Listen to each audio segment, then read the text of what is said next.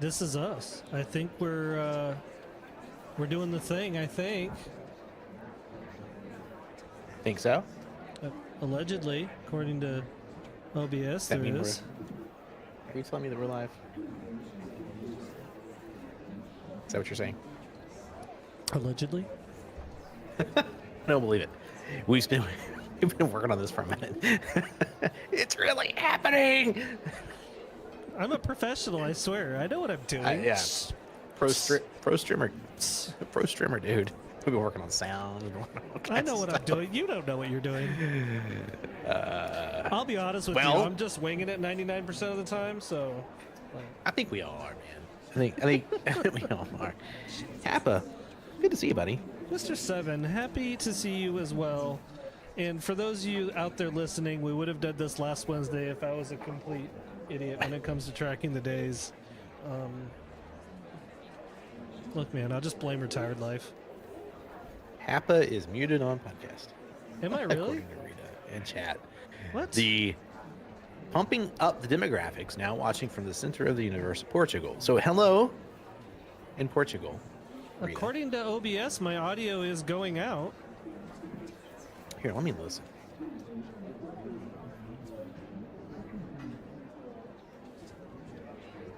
This makes absolutely no sense.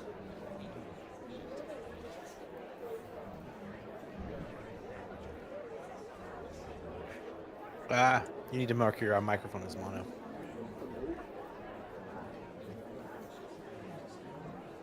It's only one headphone for her. That's what Rita was saying. You know, this is live, so what we're going to do is we're going to get this right for the live crew, and then we're going to edit for the actual audio podcast. I can't set the mono in OBS. You're talking about in Windows? Dude, you can do an OBS. Check the sound device, and then for your microphone, and set it to mono. Hey, look, there's a mono button. Yay! How's that? That should have fixed the issue. All right, Rita, are we good to go now? Our quality control, Jeez. Our quality control person in Portugal today is helping us out. What time is it in Portugal? That'd be like, It's is late. that GMT? She's like 7, 8 hours ahead, I think. So it's like GMT plus 2 or something like that? Yeah, something like that. +1 or +2, I can never remember. Okay, so let's try this again, Hapa. Oh my gosh. For the podcast crowd. I am sorry. Good evening now, Hapa. Let's do that. It is July the 10th, 2024. And Hapa was, I'm not going to let him live it down. He was owning the fact that this would have been done the previous Wednesday, except for the first time in the history of all 20 episodes plus the pilot, Hapa was the one who couldn't make it. I feel like that's a lie. I feel like that's a lie. I don't think that's true. All point at Hapa and laugh. I think Hapa. I think I have been make it. I think I've been the single point of failure far more often than you have. I don't believe that. Well, I'm glad neither one of us is keeping score except me. We can't both do it. I mean, you know. At least we got our jobs figured out. I'll keep score. You just do whatever you do. How are you doing, buddy? Evidently not great, since my brain is just not braining. No, I'm fine, man. Trying to stay cool. We did. No doubt we did spend the last hour working through technical difficulties. Yeah. And yeah, staying cool. You're there in Texas. Oh man. Well, so let's talk about Hurricane. Was it Beryl? Beryl. Did it veered north? Did the rain come its way your way or no? Oh yeah. We got we got thunderstorms. Okay. Which, if I wasn't from here, would think, oh, those are related to Beryl. But to me, they just seem like normal Alabama thunderstorms because we get those. Yeah. So there was nothing exceptional. It was, however, quite a bit of rain.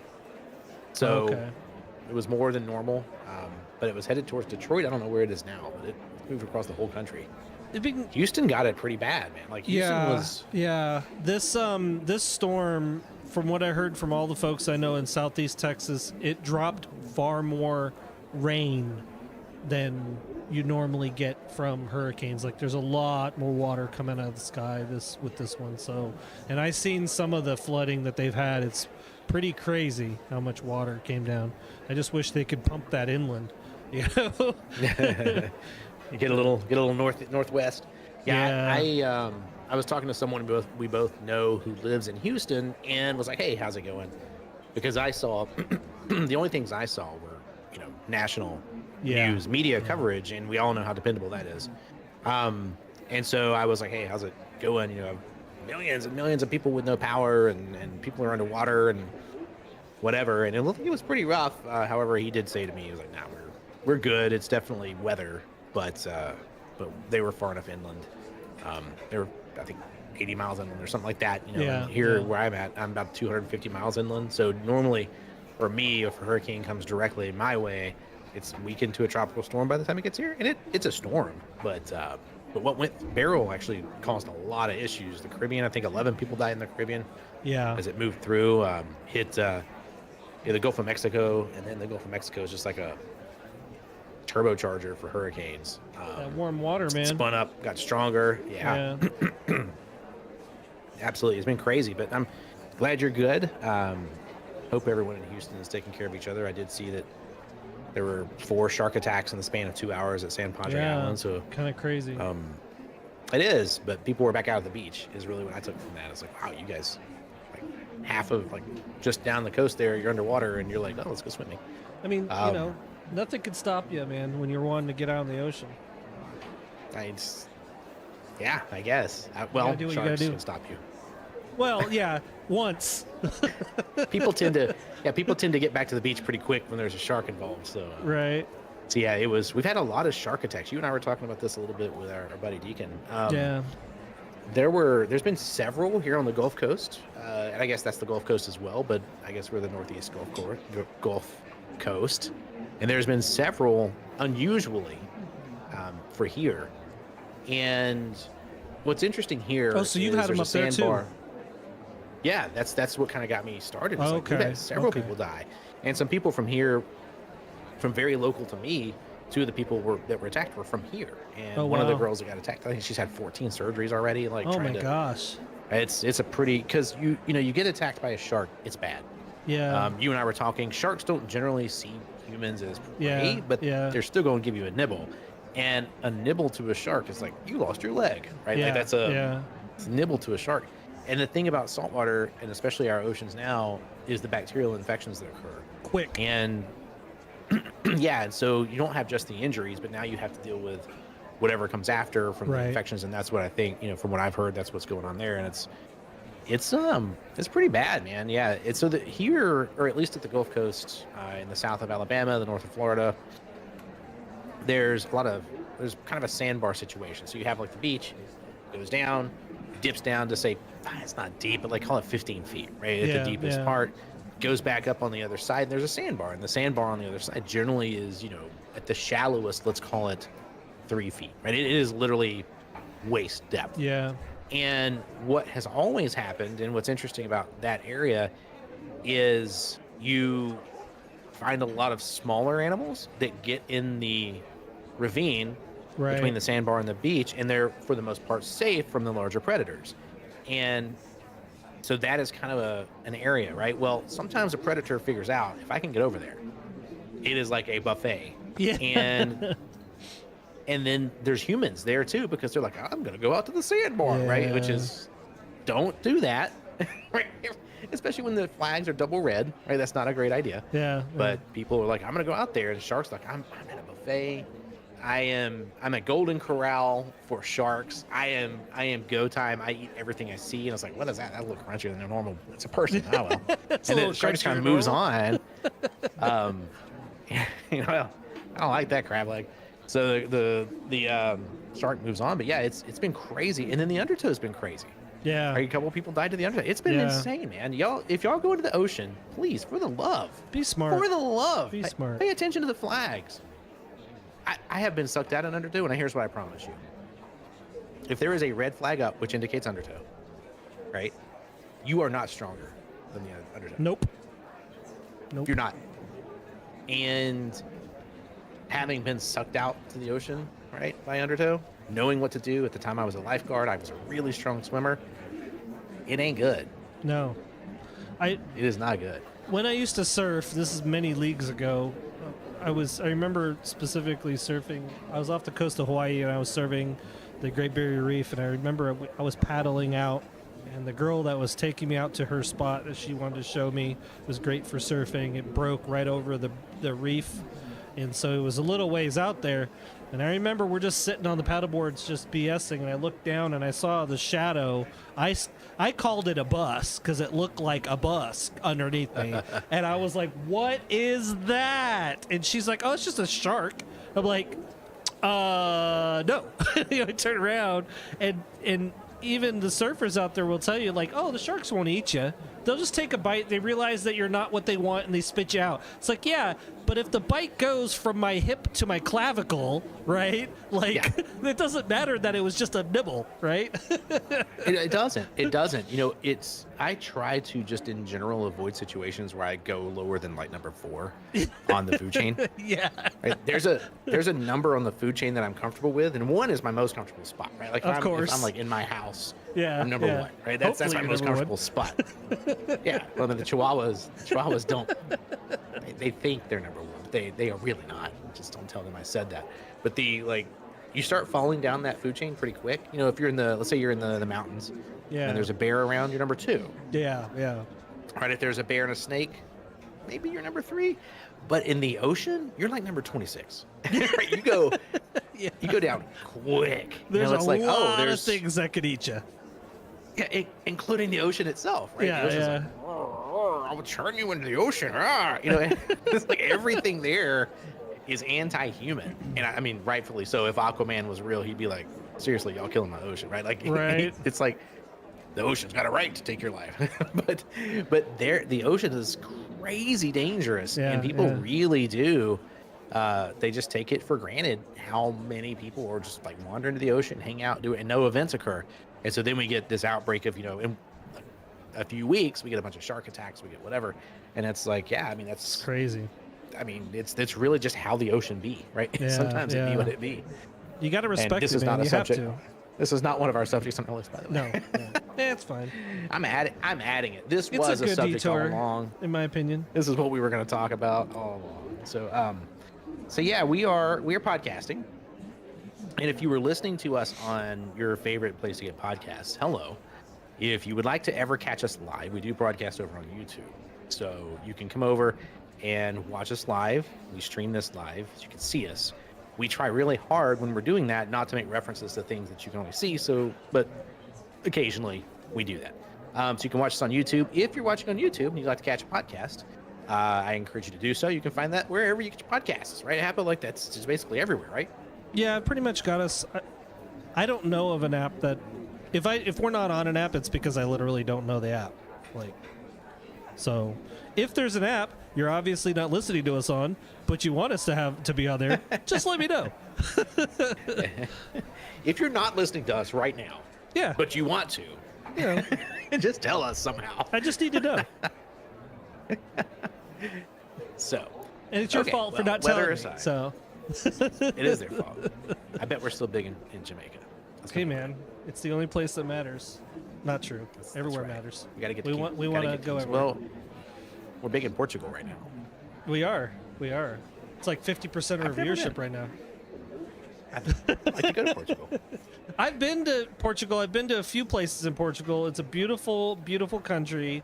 I will say that you need to know a little bit of Portuguese, and don't take offense, Rita, a little bit of Spanish, because they're so different. Yeah, you can kind of derive what someone's trying to tell you sometimes if you know a little bit of Spanish. So, but I've been to Lisbon and Óbidos and a few other places. Yeah, for sure. Right, You can.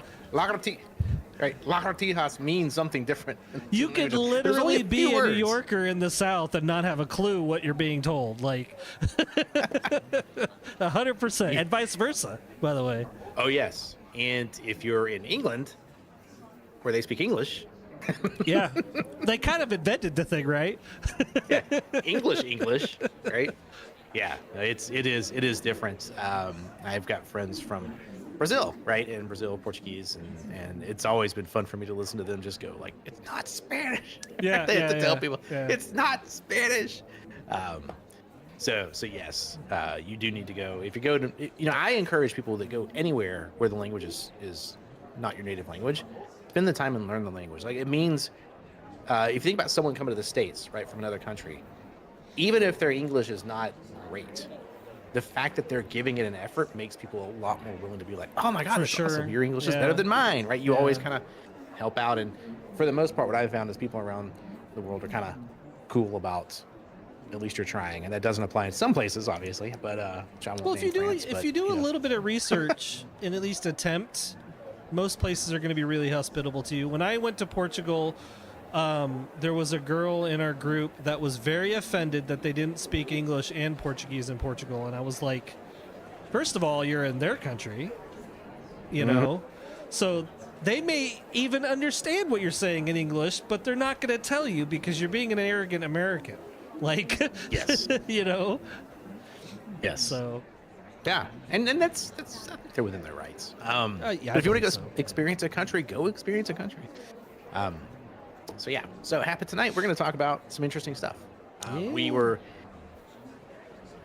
I think this is almost broken record. I have some records here. Maybe I'll break one just to show it's a broken record, right? We continue to say Oh, we'd the really saga. like to cover topical events, but holy crap, y'all! If you're someone who's out there reading news sites right now or watching news channels and you do it all the time, you may not realize this, but your mental health ain't great. I promise you, it is taking you down a hole. And we go look for just like an article here and there, and if you're not someone who just overdoses on that stuff all the time, after 5 minutes, you're like, I'm exhausted. Yeah. So the general news cycles right now are not our friends, but we have some things we want to run through. We found an article about some scientists believe that the Earth's inner core has started moving so slowly that it's moving backwards, which is interesting. We're going to talk about some AI content, which I'm really, really excited to dig into that with you here in a minute. I think we're going to talk about healthy escapism and kind of what that means to us, setting us up for some future podcasts. And then we're going to cover our stuff, which is, what you watching, what am I listening to, and what are we playing? And I think that'll be fun because we started with, oceanography and marine biology, which we're very well known for as experts in the field. 100%. So that's obviously where we started, right? Yeah. Is offering our opinions on things such as that, which are, I printed a piece of paper that says I'm an expert, so. I mean, if Dunning-Kruger had a face, this would be the face. The poster We are poster child. Yeah, we're the Dunning-Kruger poster childs. So yeah, it's. Do you want to start with the Earth's core or the AI content? I think you and I are going to talk quite a while about AI and our healthy agree. escapisms together, so we should probably Okay. talk about it. Okay. All right, so there's an article. I'll post the article in the YouTube chat. If you're on a podcast, I'm sorry, but here's the article. And I found it on CNN.com, and it was published on Friday, July the 5th, by Mindy Weisberger. So the title is Earth's core has slowed so much it's moving backwards, scientists confirm. Here's what it could mean. Now, here's what I will tell you about this article. It is a lot. I've read it 5 times. I still don't understand what the hell's going on. Yeah. But it never does deliver on the promise where it says, here's what it could mean. I never once got to a point where I was like, oh, that's what it means. So what I'll tell you is the article is misleading. There is a lot of good information. And one of the things I found fascinating about this article, the premise of the article is that the middle of the Earth is a solid metal ball, right? Surrounded by liquid hot magma. So it's surrounded by magma, and the liquid spins, and the metal ball in the center spins, and then there's the crust that spins, and the planet spins. And for a long time, scientists posited, what is the center of the Earth? Right? And we don't have a lot of ways to know that. We can't dig that far down. We don't know what's down there. Yeah. And through seismic activity and monitoring seismic activity, including earthquakes, but also nuclear explosions, especially from Russia when they were testing some other larger nuclear weapons, scientists monitored the core of the Earth and how it shook and reacted and vibrated as a result of those seismic activities. That's how they concluded that there's a metal ball inside the middle of the Earth, and then there's liquid outside of that. That's it. So it is pretty established scientific quote-unquote knowledge. It is the job of science to be wrong every day and less wrong every day. That is science's job. Yeah. And so in the article, it's good because they don't say, we definitively know this is what's happening. But they do say, we have witnessed it spinning, and now we have witnessed it spinning slower, and now it's spinning so slow we think it's spinning backwards. Now, what does that mean for us on the surface? Nothing. It means something like a millisecond a year change in time. But even that, when you talk about something at a planetary level, is pretty cool and significant. So I definitely thought it'd be cool to talk about.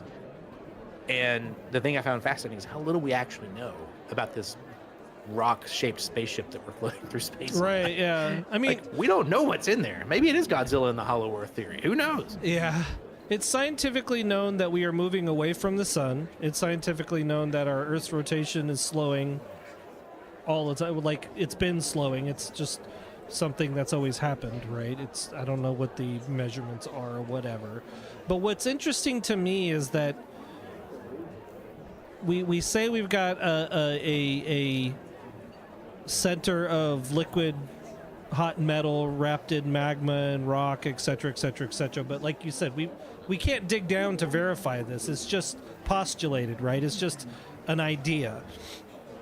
So the fact that we are having this idea that possibly the Earth's core is basically stopped and essentially is running the other direction, to me is, I don't understand necessarily, and I didn't see in the article how they even came to that conclusion necessarily.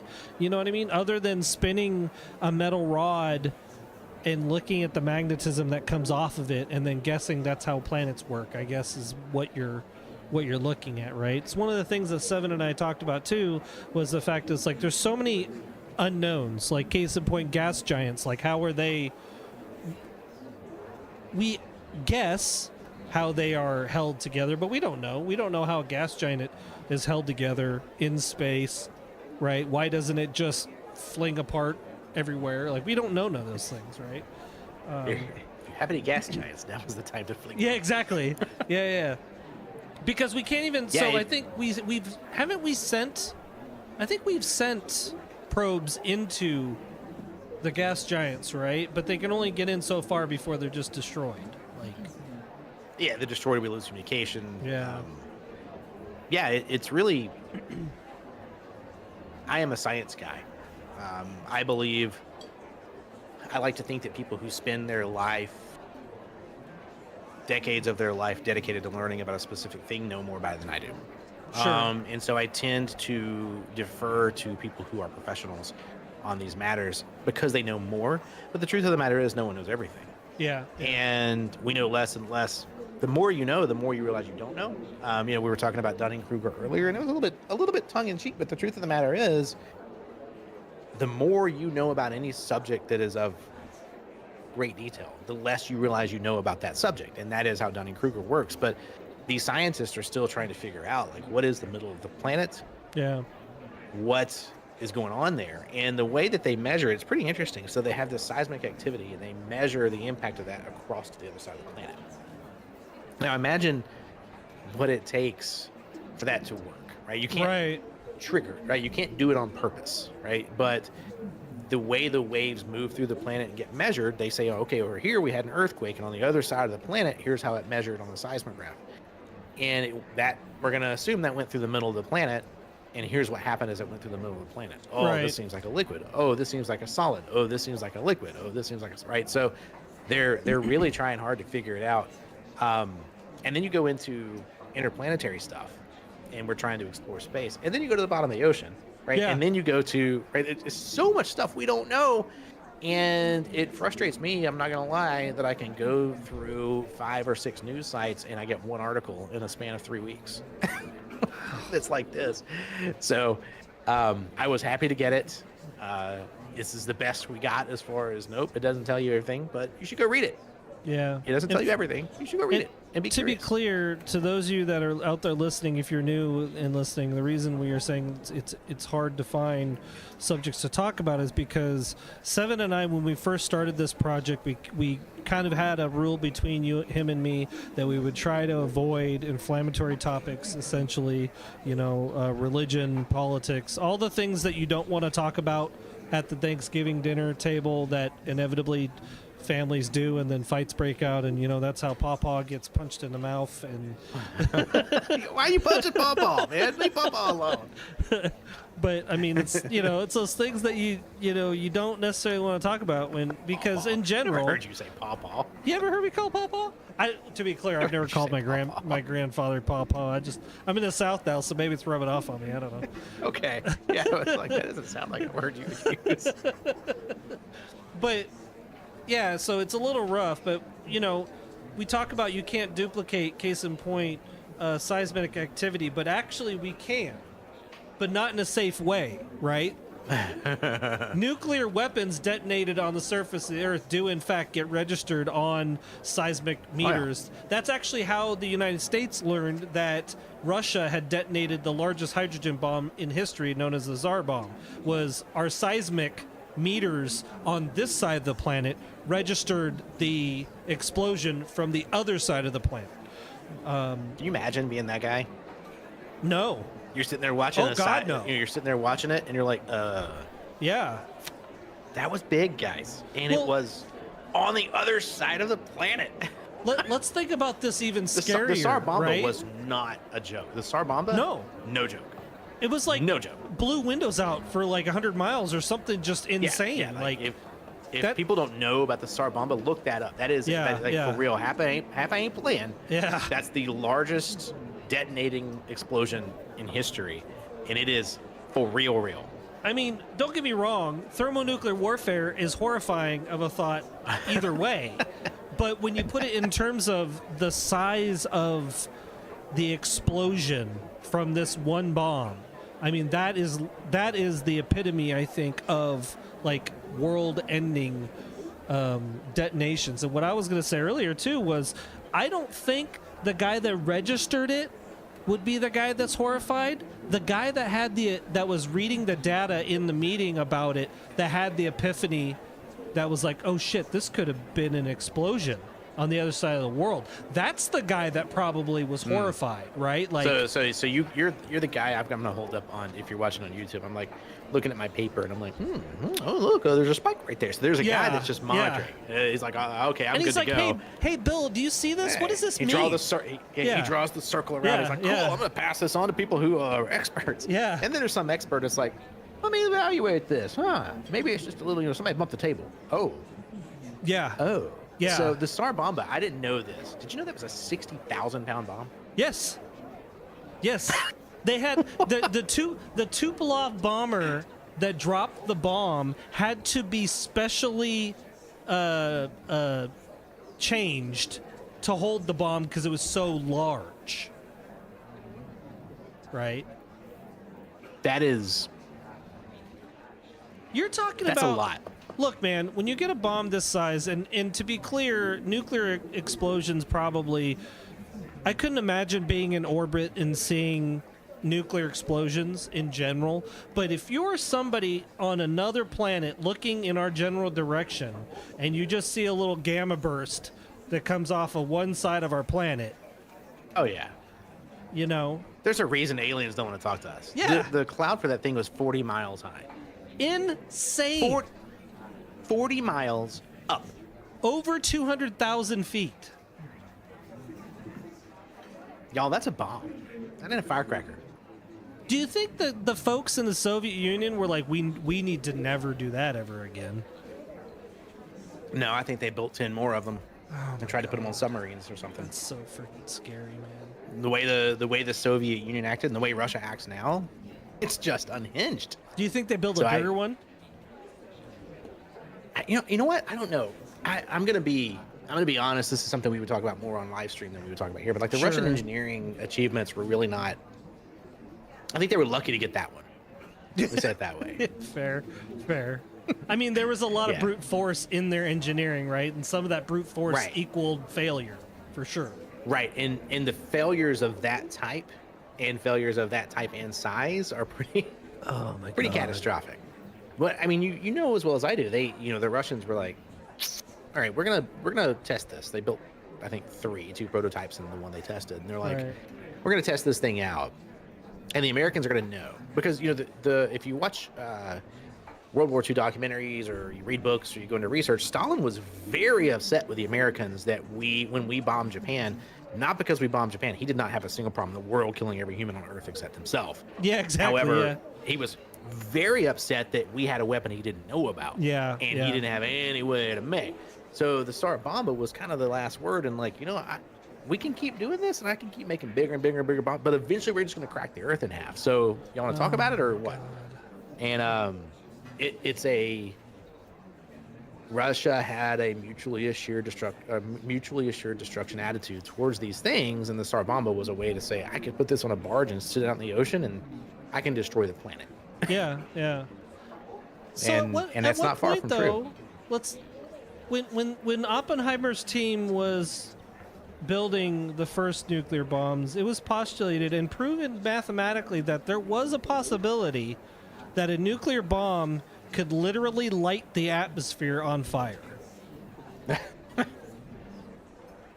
Great. Let's proceed with that program, gentlemen. So do you see where I'm getting at? Like, at what point did the conversation occur? Hey, guys, maybe we shouldn't make a bigger bomb because what if we light the atmosphere on freaking fire? Like, and I think the argument for them to continue going was, well, it's a 0.001 chance or something like that. I feel like any chance is not an acceptable chance, right? Yep. Oh, you're like Dumb and Dumber, so you're saying there's a chance. Exactly. And we're just going to go ahead and dismiss it. We could vaporize the whole planet, or what? Or we can only vaporize a few cities. How about we don't vaporize? Let's take this back a step. How about we don't vaporize? That's a good question. Right. Have you considered not vaporizing? Oh my God. Thinking outside the box here. And we've talked about this in prior episodes, how, on Mars, they've measured isotopes that are only, as far as we know, produced from nuclear explosions. Oh, really? I haven't heard that. Yeah, they've measured isotopes on the surface of Mars in rock that we've recovered and stuff with these isotopes that, again, that we only know exist from or occur from nuclear fission. Fusion? Which one? Fusion? It would be fission. Yeah, fission. We don't have fusion. We don't know fusion yet. I never remember those. We cut two. atoms. Yeah.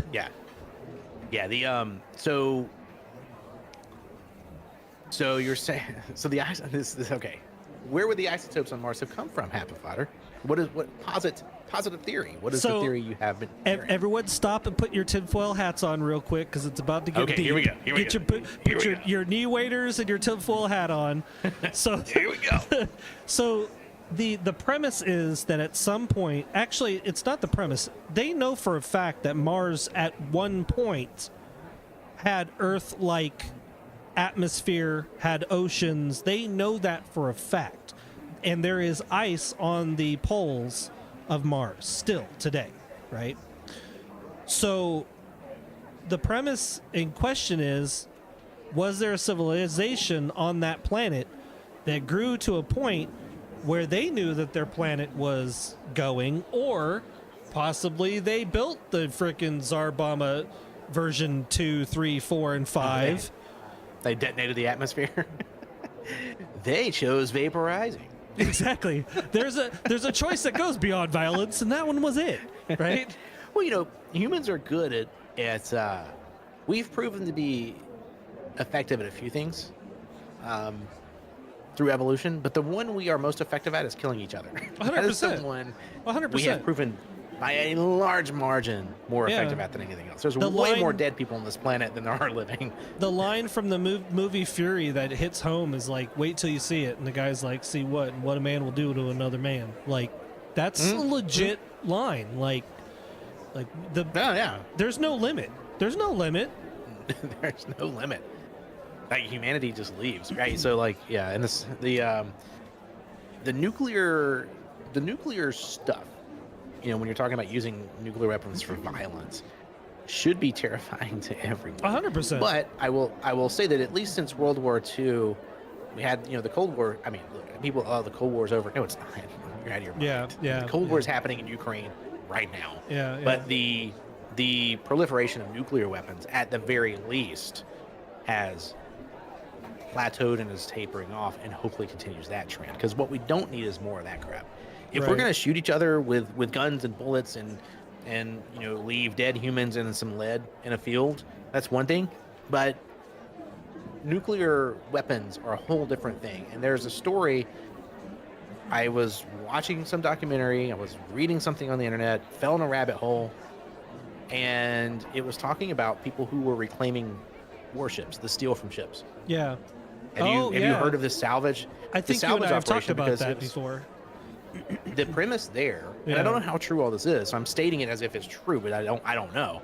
But the premise is they were reclaiming these ships because ships that were built prior, the steel that was built and used for these ships prior to nuclear weapons being even tested, did not have radiation. And when you're building radiological equipment for the medical industry, as an example, where you need metal that doesn't give off its own radiation in any shape or form, any metal that was milled, forged, used, cut, bent, whatever, post the very first nuclear weapons test has its own radiation as a result of us polluting the planet with nuclear whatever. And it's really pretty fast. We don't know what we're doing to ourselves, right? The science from the 50s and the 60s is very different than the science from now. It's 100 years ago almost. And we were just like, I don't know, let's try this. And you got the Oppenheimers and you got the Russians, and it's just... So yeah, nuclear weapons should scare everybody. More than sharks even. Well, and covered.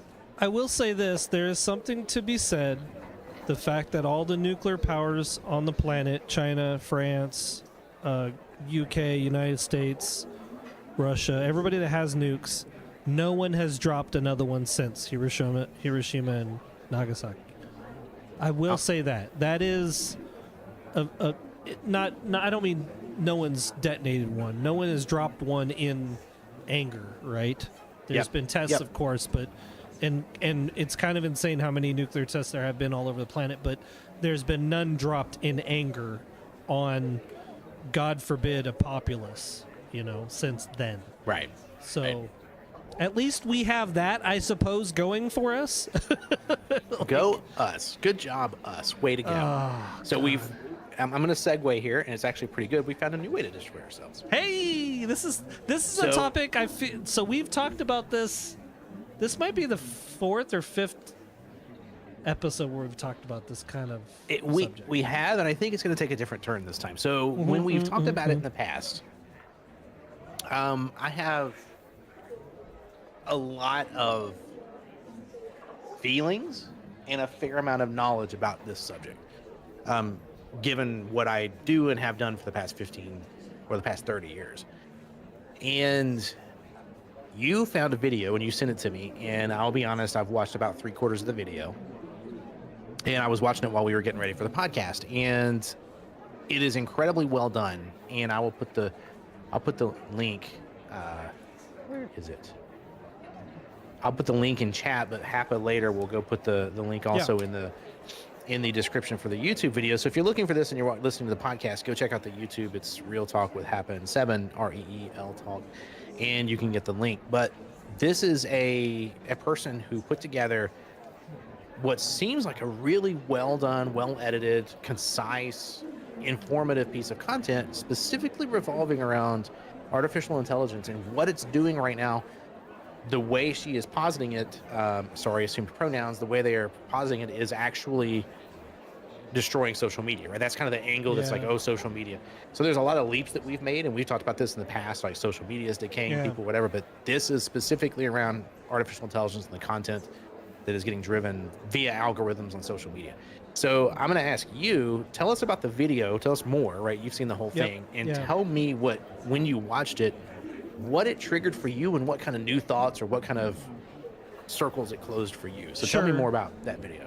Sure. So Seven and I are both content creators, to be clear, whether that is either here on the podcast or streaming on Twitch or social media, et cetera, outside of well, this is my regular life, but out, Seven has them adult jobs that he's actually got to do and family and such. But the thing that struck out at me in this video more than even what she's, talking about AI basically being a downfall for social media is the monetization side of the house. The monetization side of the house on YouTube videos, short reels, and TikTok. She's talking about short form content specifically, mostly. The short form content, some of that stuff it's weird because the way the algorithm works is if you release content every day, one of the pieces of content she talks about, they're doing exactly the same thing in every single video. And somehow... So let's do a thing real quick. Back up. Yep. You use the term short form content. Yes, Describe yeah. it. So you're talking about Instagram Reels. You're talking about TikTok specifically. I think now YouTube has Reels. They're all short form, meaning a minute to. I think the max is like either 90 seconds or 2 minutes. I'm not 100% on that specifically. I haven't seen what the limits are. But short form, if you just think about TikTok in general, there's not long videos like you might see on YouTube, like general YouTube, right? And if they get enough views and they get enough subscriptions or follows, they can monetize that content because there's ads that are usually thrown in before or after or during. And a lot of this short form content that she is talking about that is clearly there just to farm views or just to farm that ad revenue, really, is being produced by AI. And the problem with this specifically, what she talks about, she doesn't scream, oh, TikTok is the death of the 20, she doesn't talk about none of that. She talks about how sooner or later, folks that pay to get their ads into Reels or short form content are going to recognize that they need to pay less to those folks that do that content. And eventually those folks that actually do that short form content are going to start getting paid less as a result of something like this. And that's the part for me that stuck out in that video more than when she just talks about in terms of like the AI in, say, Twitter, how Twitter bot responses or social media responses, I should say, because you see this on Instagram, by the way, and this is something I haven't talked to you about, but I've noticed Reels will have a video that is interesting, and then the text in the video has absolutely nothing to do with the video. And a lot of the times it's the same thing. The text will, like, there's one that I will quote that's, I'm paraphrasing because I literally report every single one that I see, but it's the text will literally be, yeah, bro, here's the information on the new GSX whatever car or Gixxer motorcycle or whatever. And it has nothing to do with the video, and the text literally looks copy and paste from reel to reel to reel. So you see that all over Instagram, you see it on Facebook Shorts, you see it in TikTok, you see it everywhere. And Twitter responses as well, you're seeing a lot of that engagement farming. She shows a couple of clearly Twitter bot responses, like bots are responding, and then the bots are responding to the bots, and their engagement farming back and forth. So like there's one that she shows on that video that has like 20,000 retweets, and it has nothing, like there's no reason for anyone to retweet this. Like it makes no sense at all, right? Like it, and that, yeah, I think was, that one is 20,000 retweets, 18,500 likes, yeah, and 1.2 thousand views. And how does that even happen, right? Like that doesn't happen, right? And so that's where, like, I've kind of had this, because Seven and I have talked about AI for a few episodes now, and for me, I see the gloom and doom of it, but I also see where AI can help. But for me, maybe I'm a bit of a pessimist, but I see the gloom and doom overtaking the helpfulness in general. You know what I mean? I do. And man, I've got a lot here. This could take the rest of the podcast for real. There's so much here. The first time I was introduced to this was YouTube. So I was working in the world of ad firms and stuff like that. Twitter Sure. and Facebook had just said, we're no longer going to show you a timeline. Because if you recall, I mean, a lot of people don't realize when you used Twitter back in the day or used Facebook back in the day, when people have positive interactions with it, when you were a friend with someone, they got added to your feed. Yeah. And the way that content got showed to you was literally a feed of events that people posted in the order that they posted them. That was how Yeah. you saw it. It was simple. Everyone understood what was happening.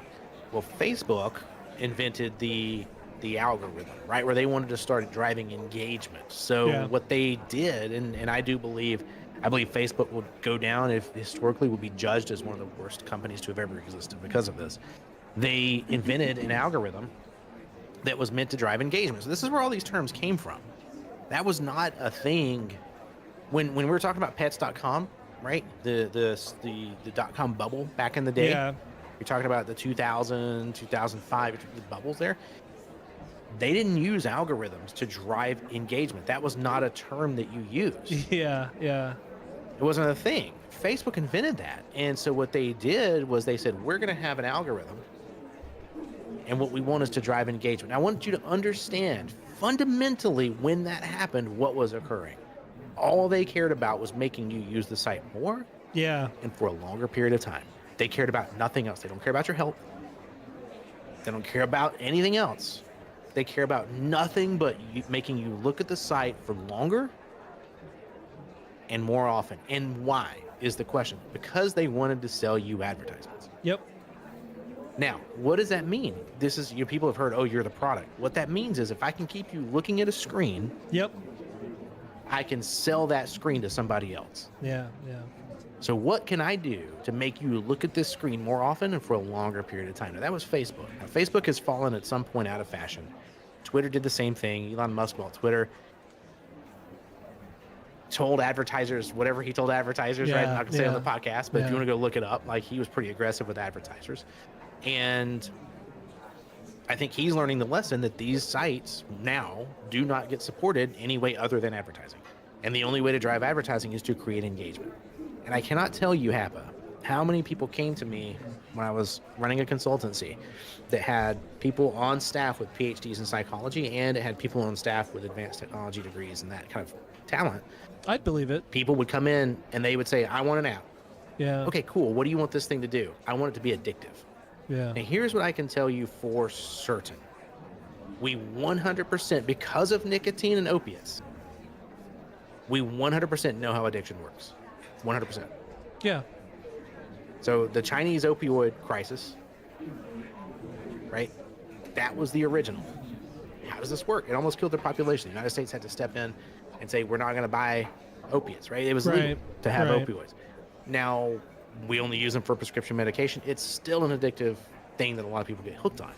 Nicotine back in the 50s and 60s became version 2.0 of that. Right. Where the tobacco companies absolutely knew it was killing people and absolutely hid the evidence of it. Yeah. We know how addiction works. So psychologically, we began studying that. Well, okay, what is this addiction thing? And then we found, oh man, gambling's addictive, right? Yeah. It's not when you win on a slot machine, it's when you pull the lever. I don't know if you know that. That's when you get the dopamine hit. So the research indicates, you would think, oh, you see the people putting, especially you see elderly people putting, nickel slots, they're playing slot machines. They're addicted, right? Yeah. And it's driving a dopamine hit every time they do it. And it's not from winning, it's from pulling the lever. Yeah. Yeah. And so you take that, you fast forward it to now we've got these algorithms, and social media companies have decided holistically, we want people addicted and we don't care what happens. And we will do literally anything to get them addicted. And so this video pointed out for me where we have come to, because the short form content requires so little effort to get the algorithm to support it. Yeah. It's no longer, oh, I need to make some amazing video that has new information and is awesome. No. Pop a balloon. Right. And people are literally doing like pop balloons, and I'll do it 15 times today. All 15 videos will get 1.2 million views. Yeah. 992,000 of those are bots, which are just there to feed off of the algorithm. Yeah. And that is the entire ecosystem now. But here is you want to talk about doom and gloom? The real doom and gloom is this actually absolutely, without a doubt, unequivocally drives human behavior. People absolutely do something different in their life as a result of this occurring. Well, we have scientific data proving that, right? There's an actual correlation and increase of depression, body dysmorphia. I hate to say it, but child and tween and teen suicide, all of them correlate with the increase in usage of smartphones. So you can't sit there and tell me, I get it that's, some people will say, well, that's just a correlation bias, right? Because it just happened to happen. It's like, you can't tell me that that's what that is, right?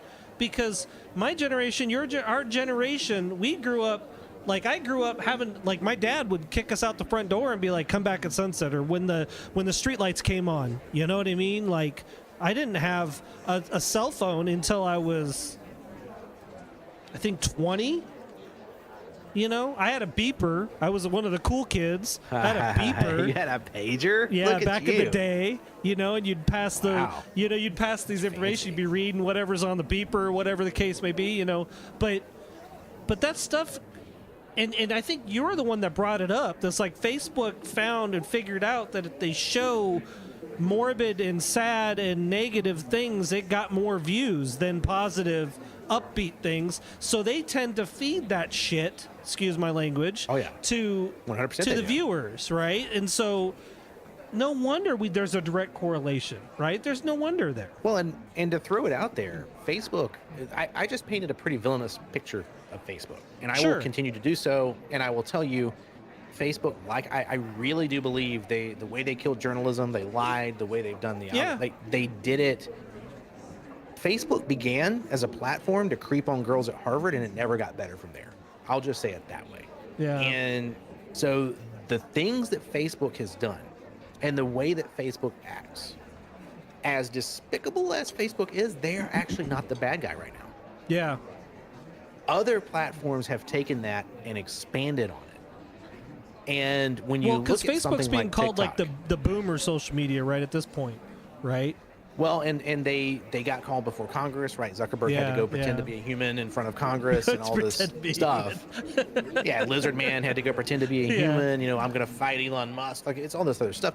But in the United States, we at least said, you know, our very technologically non-savvy governing bodies at least took a shot at sanctioning and saying, what is going on here with these algorithmics? And, you know, Zuckerberg at least said, okay, we'll try to do something different. Now, the only way that the government was able to do that is because social media sites get exemptions on things like on videos that people would find legally objectionable, right? Right. And content that you absolutely, all of us would agree, I'm not going to say some of the words that you'd have to say to describe it, but let me just say that the kind of content that no one needs to be seeing online. For sure. Facebook, Twitter, these companies get a pass because legally prior to that, if a company hosted something on their website, which was, say, kiddie porn, that company was legally liable for having hosted that on their website. So these social media sites come along, they're like, we didn't post it, we just hold the platform. And they get a little bit of a skating around the law right now if they will do their dead level best to moderate it. Yeah. And so that was the only carrot or stick that the government had. They called Zuckerberg ahead, you know, up in front of Congress and like, hey, we can shut you down. Now, having said all of that, that's the United States of America. We're a fairly empathetic society. Where some of these other things are coming from are not coming from the same sort of society, and they're absolutely being used algorithmically. Now, I'm talking a lot about this.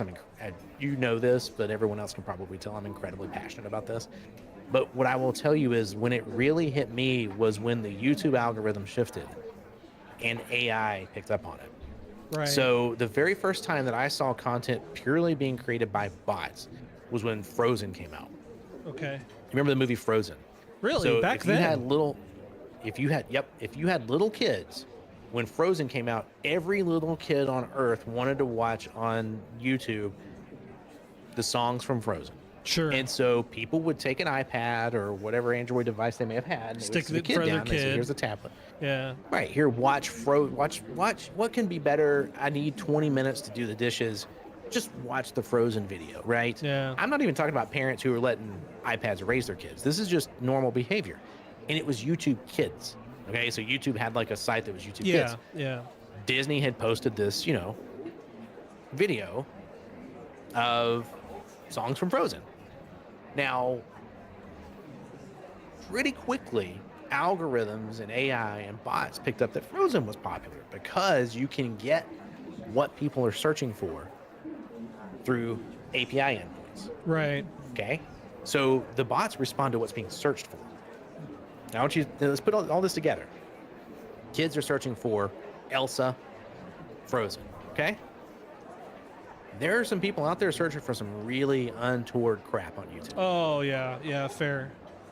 The bots don't differentiate. Yeah. They take the top 10 search terms and they make an artificial video with what that bot thinks those search terms are. Yeah. So now you got Disney characters Oh my God. in situations that were absolutely not what Disney wanted, but not what any parent wanted their kid to see, all created by AI. And the only reason they did it is because of the next up video.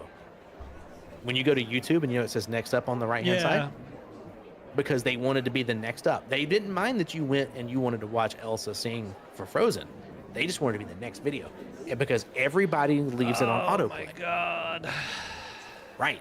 And so what happens is the AI just pumps these videos out, and what they learned was they can pump out enough videos that YouTube can't moderate it. There is nothing that YouTube can do. Yeah. They can't hire enough people. They can't make another AI. They cannot moderate at a rate that these people can publish these fake videos based on nothing but search terms and a few pictures that are copyrighted. Yeah, will YouTube shut them down? Sure. Eventually. But not before one or two of them got through. Yeah. Well, and that's what I'm talking about too. So for me, Instagram Reels is what I'm going to talk about most, because that's, at 2 a.m. when your brain is like, we're just going to stay up for the rest of eternity. And I'm stupidly scrolling and looking at Reels on Instagram.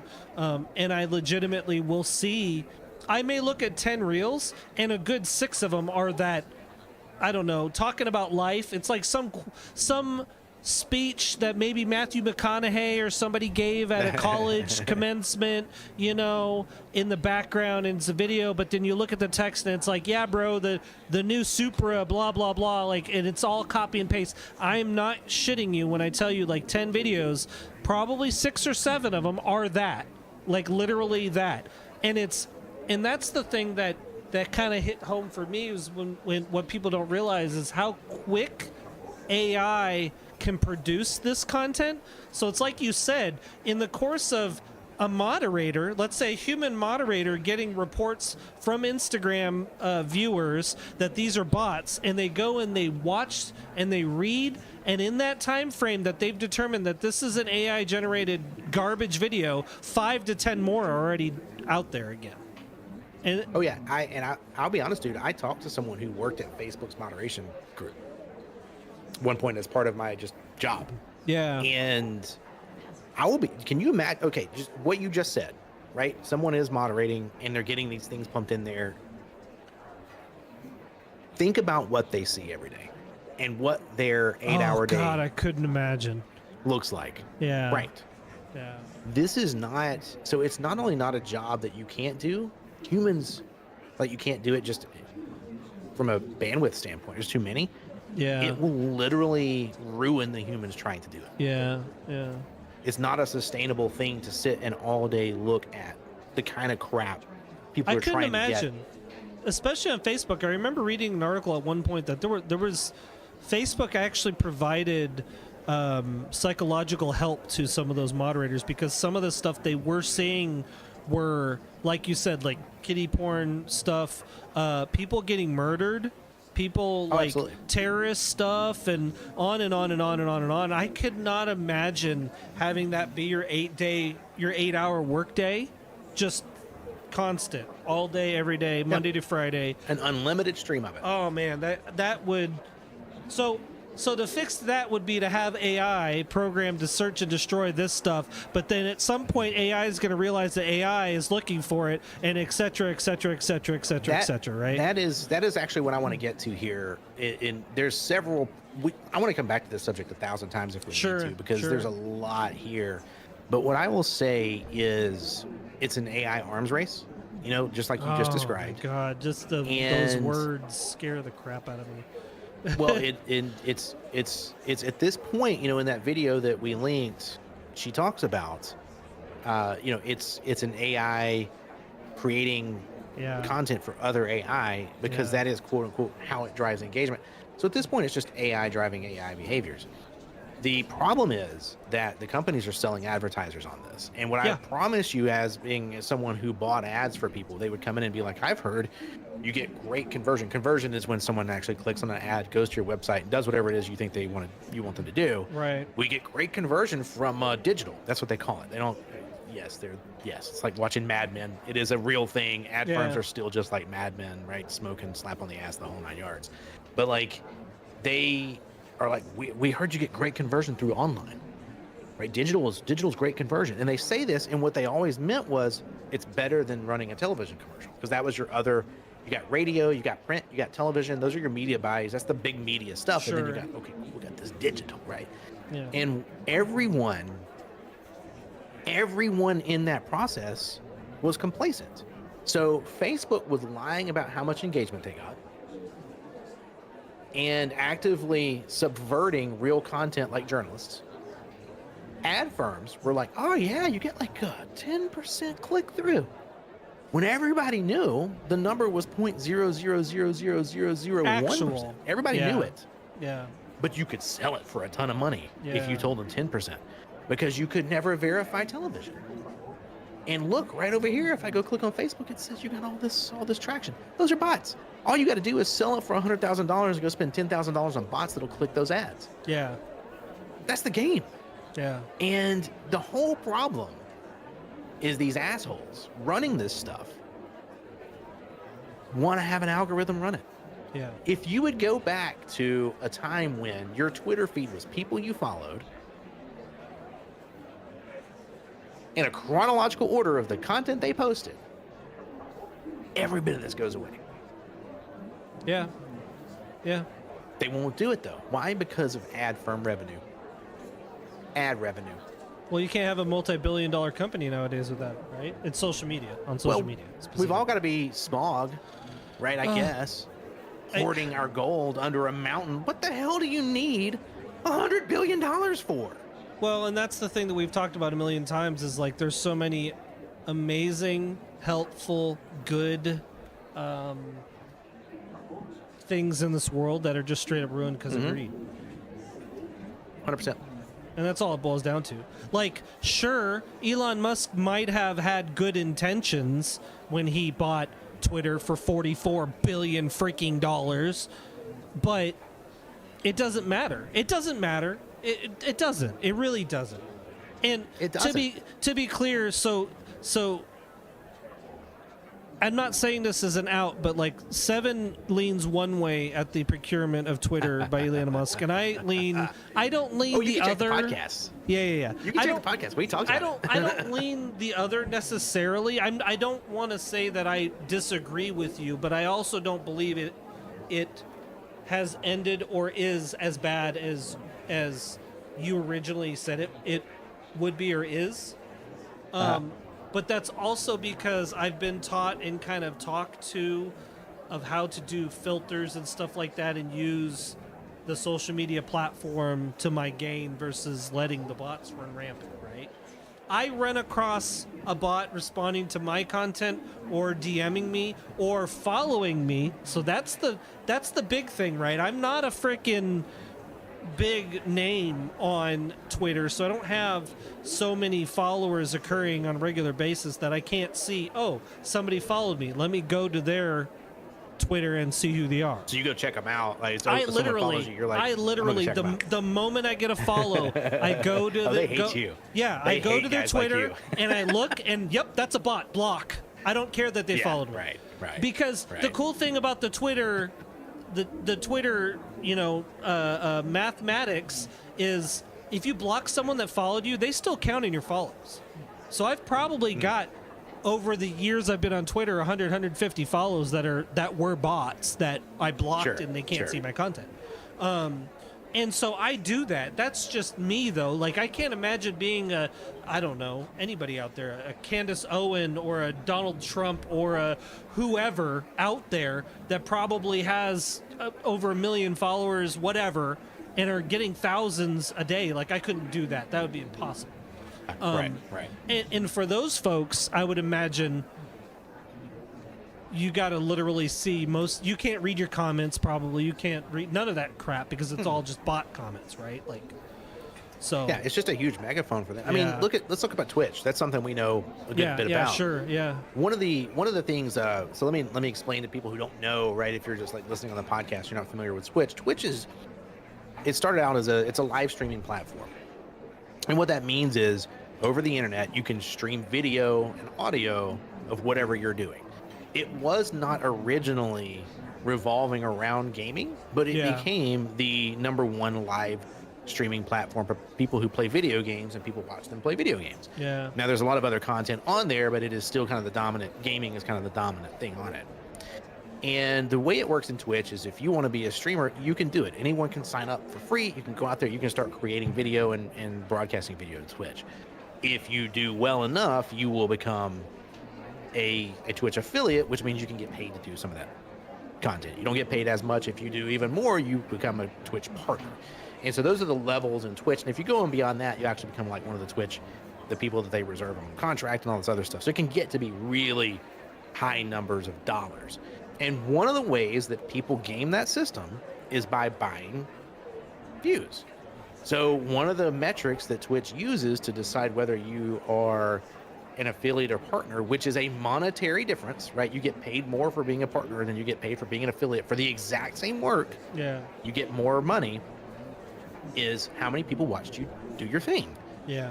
And there are plenty of services out there and plenty of people out there that go and pay these services where it fires up 150. I mean, Hapa and I have seen countless examples of this. Someone signs on, and within 5 minutes of them streaming, they have 173 bot viewers. There's no one talking in their chat. There's no one participating. Clear, we'll see 170 some, 180, 200 plus viewers. Not a single person talking. So we don't know that they're bots, but that's a pretty perfect show or tell there, right? Well, and here's the human behavior, the psychological behavior that occurs here. I learned back in the music industry is nothing draws a crowd like a crowd. Yeah. Nothing gets people to come participate in a crowd like a crowd that already exists. So all these algorithms, whether it's Facebook, whether it's Twitter, whether it's Twitch, whatever, they value viewership, interaction, follows, likes, whatever it is. And the more of those you get, the more they posit that your content is more important than someone who did not get that. And they push you to the top, right? Because they want to drive more and more and more and more people. So if you start off by having 100, let's call it 150 bots view you, you are way more likely to get more people watching you than someone who started out with 5 people watching. Yeah. Every algorithm on the site is going to recommend you because you're you must be doing something great. Now that logic worked back when people had to create quality content to get more people to view it. Yeah. It does not work when you say, oh, I can just automate all this with random accounts. And for whatever reason, these companies have no interest in stopping it. Yep. None. Yeah. In fact, in the case of TikTok, they've gone the other direction and said, that's our whole product. Our whole product is actually just botting you into mindless numbness so that you will stare at TikTok for as long as possible so that the Chinese government can have your data. Like, that is the actuality of TikTok. Yeah, and if you don't believe me, go read the license agreement. Yeah. And I mean, so to be clear, if you read the license agreement on TikTok, it's not very or vastly different from Facebook, Instagram, Nope. X, Twitter, whatever we're calling it today. But didn't we call it zitter? zitter, yeah, zitter is the better term. But TikTok's use of service agreement there is language in there that should scare the crap out of you in general.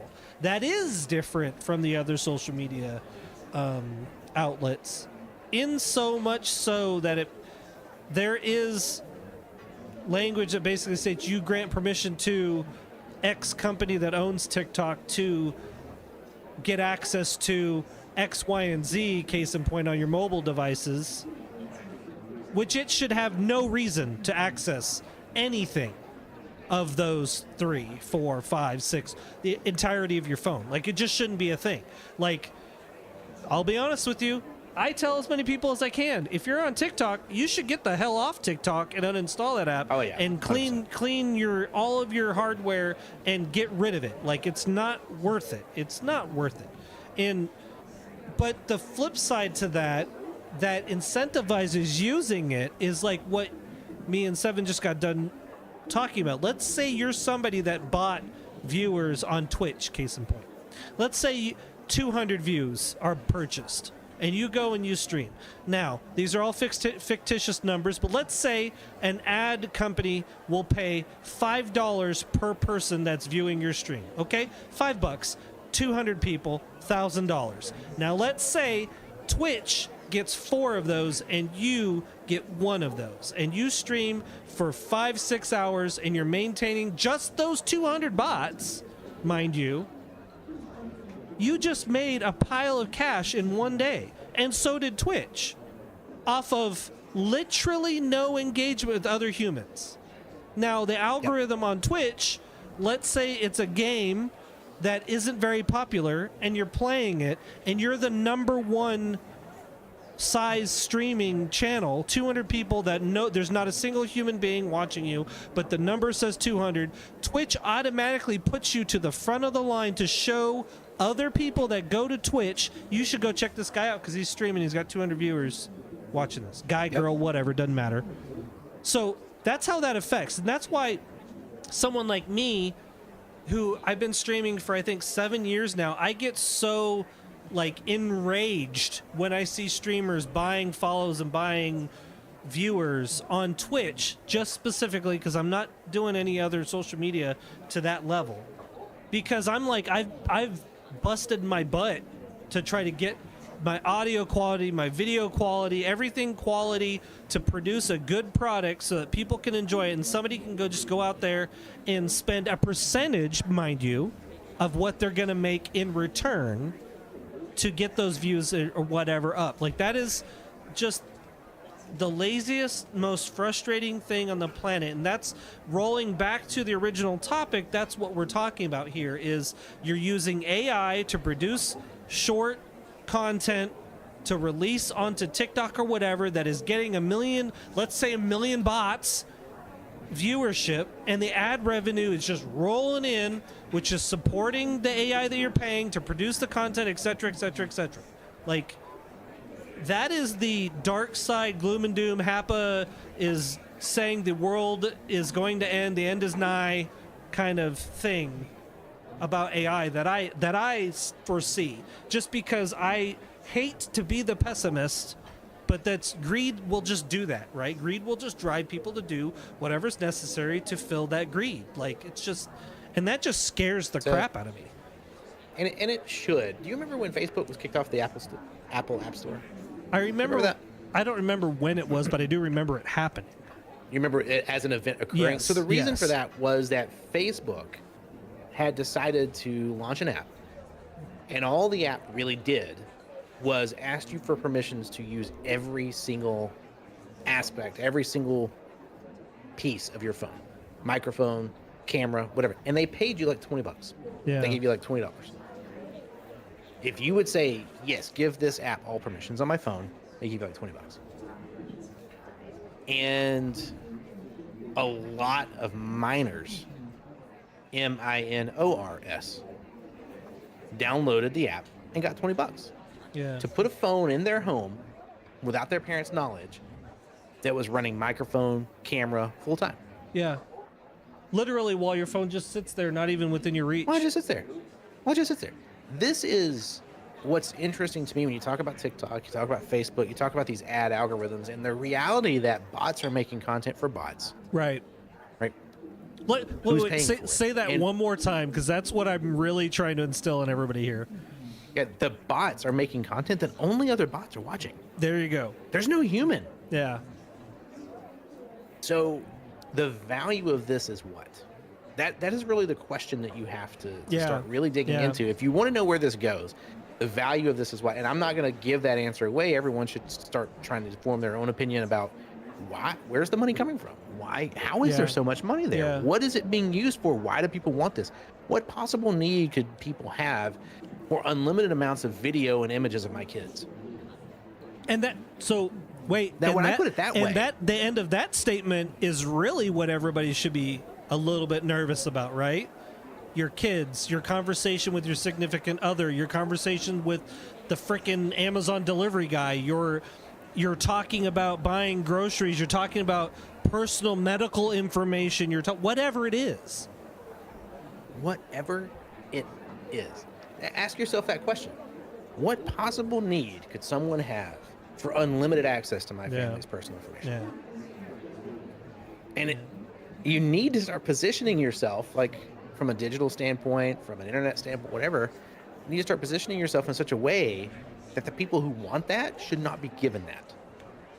I think that is the biggest problem we have today in society, is that people don't, even when I think it's talked about a lot. I think it's talked about a lot how people have access to everything so easily, but I don't think enough emphasis is put into the fact that this is not good. This is not how things are supposed to be, you know? Like back in the day, the way the supply chain worked, I went down to the grocery store, I bought a loaf of bread, so did 400 other people. They ran out of bread, and then the grocery store says, "Hey, bread maker, I need more bread." And they produce more bread, and they put more bread on the shelf, right? That's supply and demand. But now they know that you need bread before you even leave the house. Sure. They know bread before you know you need bread. Exactly. They know you're going to eat a second sandwich on Tuesday night. Exactly. But only on that day. That's the only day they do 100%. it. 100%. Think about I was talking to my wife about this not too long ago. And we were talking about, I have a friend who was an investigative journalist for many years, and he was part of he was not let go and his job was not at risk, but he left the journalism industry during the time that Facebook was lying about how they did things. They were intentionally killing journalism. Right? Facebook, it wasn't accidental. Facebook intentionally killed journalism, and we can get into that another day. But it's really interesting to me because the quality of content that you had then, I want you to think about the process it went through when you talk about, let's talk about a traditional, let's say, newspaper article. So a journalist goes out, does research, writes an article, right? If that article sucks or is full of lies, the journalist will probably be fired, right? Yeah. Cool. Then there's an editor. And the editor is like, I'm going to look through this article and I cut some stuff out. Did you verify this? Can I get your sort right? Because if the editor lets something through, the editor's probably going to get fired. Yeah. There's roughly 5 to 6 layers that every one of those published words in a newspaper went through before you read that. Yeah. Now, did some of these newspapers have leanings? Oh, 100%. Sure. They did. But the responsibility for content still laid at the hands of a human being who had fears where if they acted inappropriately, they would no longer get to do the thing that gave them food. Bots do not give a shit. No, they really don't. They don't care. Yeah. And they will literally publish stuff and put stuff in front of you only because someone else clicked on it. So when someone can buy millions of clicks for $10, what do you do? And I do want to give people this who are listening, right? This is the thing. If you want Seven to tell you how you can take part in fixing this, I will give this to you. If you don't know why something has been put in front of you on social media, do not interact with it. Yes. That That's is it. really sound advice. If you can't definitively say, oh, I know exactly why that's in front of me, scroll past it. Don't click on it. Don't tap on it. Don't touch it. Don't interact with it. Don't share it. Ignore it. Because the algorithm takes note of that too. Yep. And it will say, oh, nobody's looking at this white supremacist propaganda that I've just put in the middle of Instagram. Yeah, yeah. No one pays attention to it. You can game the algorithm just like the bots can by not interacting. I like that you've said that, because in the short couple of years that I was in corporate America, one of the things that really struck me that I didn't really think about was we had meetings that talked about this article and that article that we released for the product of the company that I worked for, and they literally would have numbers of X amount of people clicked on this link and they stayed on this article for however long and more. Like, they literally knew all these things. So if you think for one moment that they aren't data farming all of that stuff, like, oh, this... I talked with Seven about toasters, how I need a new toaster, and suddenly I'm getting, and I promise you, I will have probably toaster adverts on my phone later on, now that I've said that, right? And you have a reel that pops up that talks about this amazing toaster. If you scroll past it really quick, without watching all of the content or commenting or liking, that's what he's talking about. You've defeated that little bit of algorithm that is reading what you're doing and saying and listening to you, and it's proposing that. That's what we're talking about. That's why I promise you everyone out there has had that conversation. Like, how did my phone know that I needed pillows or whatever, right? How did they know? That's how. This is how, right? This is how. Yep. Did you get to the point in that video where she talks about pizza recipes? No, I haven't gotten there yet. So there's a part in that video where she talks about, like, there is actually a video out there where if you asked AI what the best recipe for pizza was, it would kick back a good recipe, and then it would talk about how if you didn't want your sauce to be as liquidy, you can mix cheese into the sauce and it'll be a little bit thicker. And then there's a point where the AI just totally goes out in left field and says, if you want your cheese to be even thicker, you can add non-toxic glue. Are you serious? Yes. And that's what Seven's talking about, how AI doesn't give a shit. AI just farms the data that's out there and spews it back to you. And I hate to say it, but we as humans are stupid enough to take it for that value and do it and believe it and go That by. is, if there is, okay, this is going to be a longer statement than I want it to be. I've spent 30 years building technology. And one of my life's regrets on my deathbed will be that I did that.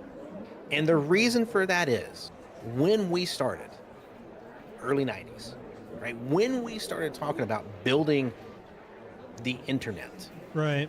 what we believed, and we truly believed this, Generation X truly believed this.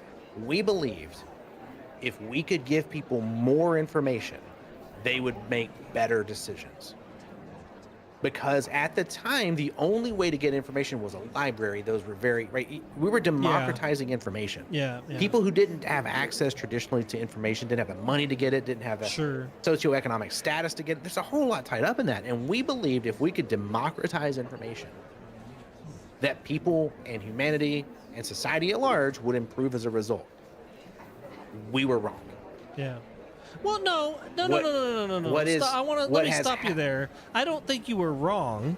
That, because you came at it from the right idea and the right sense.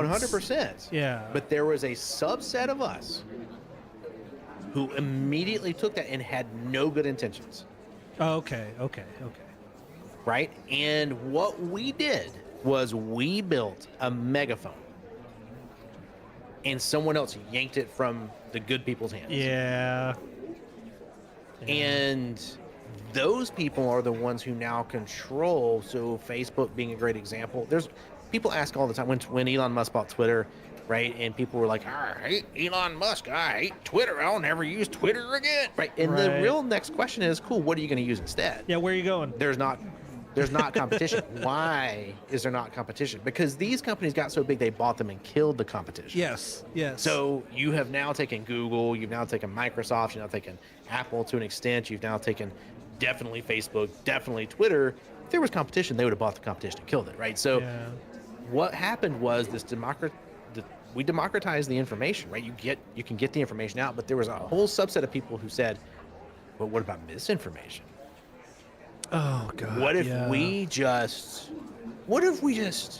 tell people what we want them to hear, right? And then and this is how I kind of want to stop on this conversation, because the thing you don't need to fear about AI, I don't want to be as doom and gloom as you can get with this.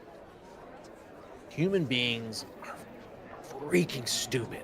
Yeah. On the whole, Right. If this democratization of information has taught me anything, is that the vast majority of people don't know how to process information. Yeah, I could believe that. Those are the people building bots. So Oh AI, my God. like, they're still human, right? Yeah. AI will be a direct reflection of its creator. AI is so dumb that it tries to put glue in a pizza recipe, and so we are. And people so will far believe away. it. Oh, and people will believe it, right? And this is we're going to have to go through 20 years of undoing this. Right? But the generations behind us are going to be like, that AI thing, That was it stupid. was really useful for figuring out how much air I should put in my tires. It was really bad at pizza recipes. But Right? see, Like, and this is the thing that upsets me, because Google, look, before AI, Google, in my opinion, was fine. YouTube was fine. If you needed to learn something, you can go to Google yeah.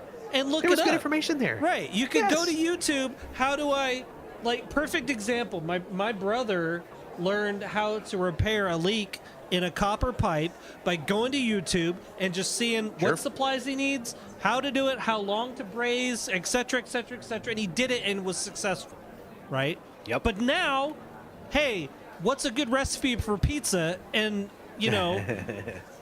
Add some glue. yeah, W.T. Williams at the end of the street is putting glue in his pizza. Like, are you serious right now? This is where we're going? Like, come on, man. And, Oh, absolutely. oh God! And this is why, I hate being pessimistic. That's one of the things I've tried in my years nowadays, to not be so negative, pessimistic, etc., etc., etc. But here we are. Bubba's putting glue in his pizza recipe because Y'all doing that? Because Y'all still Google doing that cinema told me, challenge, ain't you? right? Oh, Christ. Y'all doing that? It's funny to me because that the challenges the kids were all doing. And one of the things that she points in that video, most of these are children. That is really what I think people don't grasp is these like, oh, I'll never get addicted. I mean, I don't give two shits about whether you're addicted. You're an adult. Yeah. You're 5-year-old. Yes. I've seen Idiocracy to know. I've seen enough times to know. It's a documentary. Right? Like the first 7 minutes of that movie are your kid needs to be saved from you. For Right? real, Like, if you haven't watched Idiocracy, you need to go and watch it. Oh my gosh. It's turning Mike Judge is from the future and he found out that fart jokes were the only way he could get through to us. But But seriously, he was like, oh, I didn't go back far enough in time. These people are already idiots. even 17, 18 years ago, it was very common for us to throw a iPad or a tablet or a phone in front of the 100%. kid, and that's like me growing up. I remember, my mom, God rest her soul, I remember being young and asking mom a million questions while we were in the grocery store until she looked at me and lovingly said, shut up. Like, Yes. I don't think there's a problem with that. If you're, if you're able to parent, like, don't replace good time outdoors biking around the neighborhood with the other neighborhood kids with freaking YouTube. Like, I get it. It's probably impossible nowadays to try to get a kid away from a computer or something like that. But oh god, like, man, It's an interesting, to me, this is a very interesting subject, and we will continue. This is a good one. You and I should revisit this on some routine. This is a good subject. I think it's timely. It does let us delve into like kind of what's going on around the world. We talk about news cycles, and journalism now reflects the same reality, which is we won't survive. Like these, CNN will not survive unless people click on their articles. Yeah. So they're doing the same crap, right? And I think that this is probably a good subject for us to return to. Having said that, I'm going to move us along. Yeah. And I'm going to give us a little bit of time because my favorite part. Before you go do that, I just want to make sure that you're not worrying too much about the time frames. 'Cause we did talk about this the last podcast where No. I failed our audio, right? Like, oh, yeah, that's right. Oh, my gosh. Yeah, for anyone listening, we had another podcast we recorded. yeah, we were on time, to be clear. We were. And then I screwed it on up. time. It was my fault. And then audio was zerging us out of existence. It but was we did horrid. do the thing. It was bad. But maybe coming up in the fall, we can do one of these in the same studio together. That'd be kind of cool. That is in my head on the checkboard of things to do, yes. Okay. I would maybe love with a guest to. or two. I would love to. Maybe with a guest or two. Hell yeah. Okay, so Anyway, I'm not worried about the time frame, Okay. but I'm really excited to get to Yeah. the standard parts of the podcast, which are what you watch in Hapa and what we listen to and what we plan. Before we get there, though, there was a subject that I wanted us to hit on because we've been talking about the podcast format. And one of the reasons that we've been talking about that is kind of what we were just saying with AI. Yeah. When you go look for interesting scientific or generally interesting articles on a news site these days, you're going to be inundated with rage bait. It's rough. And it's rough. And neither one of us, just as human beings, we kind of magnetically oppose that, right? Like it is a thing that both of us will say, hey, you know what? I don't have room in my life for the kind of rage that you guys are trying to push. I don't want to participate in it. And so we would have to force ourselves at times to go through and dig through basically a pile of garbage and try to find the one thing that we wanted to talk about in the podcast. I am not saying we won't continue to do some of that. However, we were talking before the podcast and we have an idea that we might want to try on the next podcast. And we're going to talk about healthy escapism. Now, in psychology, escapism is what do you do to avoid situations that cause you anxiety or stress or negative feelings of any sort? That's escapism. I want to get away. Now, people do that with substance abuse, right? There's a lot of different things that go into unhealthy escapism. But what happened, I wanted to talk about is healthy escapism. What are some of the things? We play video games, we watch movies, we listen to music, we do things that are not unhealthy as a way to say, you know what, I don't want to deal with the algorithms today. Seriously. And so I wanted to ask you a little bit about that because we kind of briefly mentioned it, but that sounds to me like something that'd be a lot of fun to talk about in our future podcast. No, I totally agree with it. I mean, it's one of the things that I remember you and me talking about this before we started doing the podcast specifically was the reason we were avoiding some of those inflammatory topics specifically was there's enough of that out there, right? Yeah. There's enough you can find folks it. out if you want there, it, you can find yes, screaming, yelling, whatever the case would be. And we kind of wanted to create a happy space where we talk about all the things that you aren't seeing on a regular basis out there, and we'll just have a conversation about it, just chit chat, right? Because Seven and I have always found ourselves, we could chit chat for hours about absolutely 100%. Nothing, like literally not have a topic. Tube songs. We could probably talk a couple hours. The podcast goes off the rails. Crap. You should hear us when we're on the podcast. But that's the thing that I think I don't think enough people appreciate is trying to figure out a way to get away from that stuff.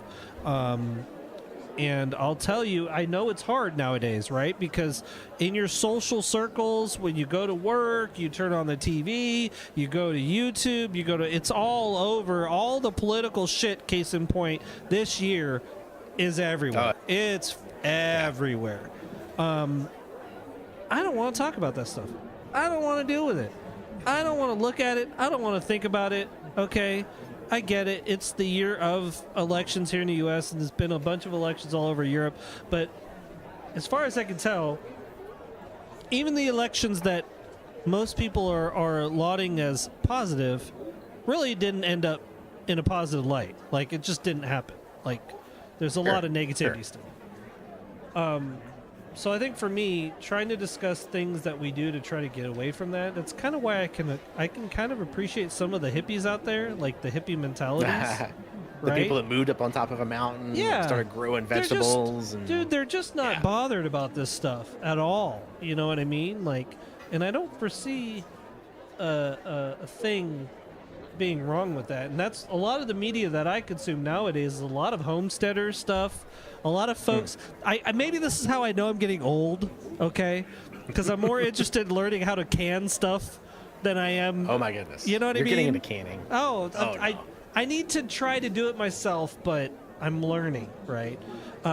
Ideally, I would have a bunch of land with not a whole lot of people around, and I would have goats and chickens and just be doing that thing. Goats are the best. I'm telling. Well, I don't know about the best. They're kind of assholes, if I'm being honest with you. Dude, have you? So I've been around goats a lot in my life. I've got some friends who have a farm, and I was there, and they have goats, and they have call it 20 goats. I've been around goats. Now, for real, I've been around goats. I'd never heard them scream the way you see them on videos. And we were out on their back porch or whatever having dinner. And the screaming from the goats is bone chilling at 10 o'clock at night or whatever. Dude, that was some of the greatest. I was like, man, what is going on? Is there someone being murdered? Right out next to the barn? He's like, no, man, that's my goat. And I was like, no. And he's like, yeah. He took me down there. Those little sons of guns will scream right at you. Yeah. It is and for me, it never gets old. I laugh every time I hear it. Yeah. It's hilarious. I imagine if I'm trying to sleep at 2 a.m, it's less funny. Yeah, but, probably. Or even 6 a.m. when funny. you're still trying to sleep. And they're such cute little critters. I love them. I love goats. Yeah, I mean, it's the same. So chickens and goats are your thing? That's I'm telling you, man. I've always had a dream, if it would be monetarily capable, to have a bunch of land, 10, 15 goats, bunch of chickens, maybe 1 or 2 cows, out there, and a small garden that would be enough for me to go out there every day and do a little bit of this and a little bit of that out there, just kind of chill out, not really worry about nothing except for, hey, my squashes are big this year, or I got some big cucumbers growing out there this year, or whatever. Well, look at the size of that pumpkin. I'm just saying. That's the biggest concern you want to have. I'm telling you, that's the news of the week. But I mean, anybody that's known me for any amount of time knows that I'm a big fan and lover of Anthony Bourdain. I'm a big fan and lover of Sean Brock. Sean Brock is a big influence on my life today. Sean Brock is the type of person that takes old world recipes and farming and ingredients and tries to make ingredients today for stuff. Excuse me.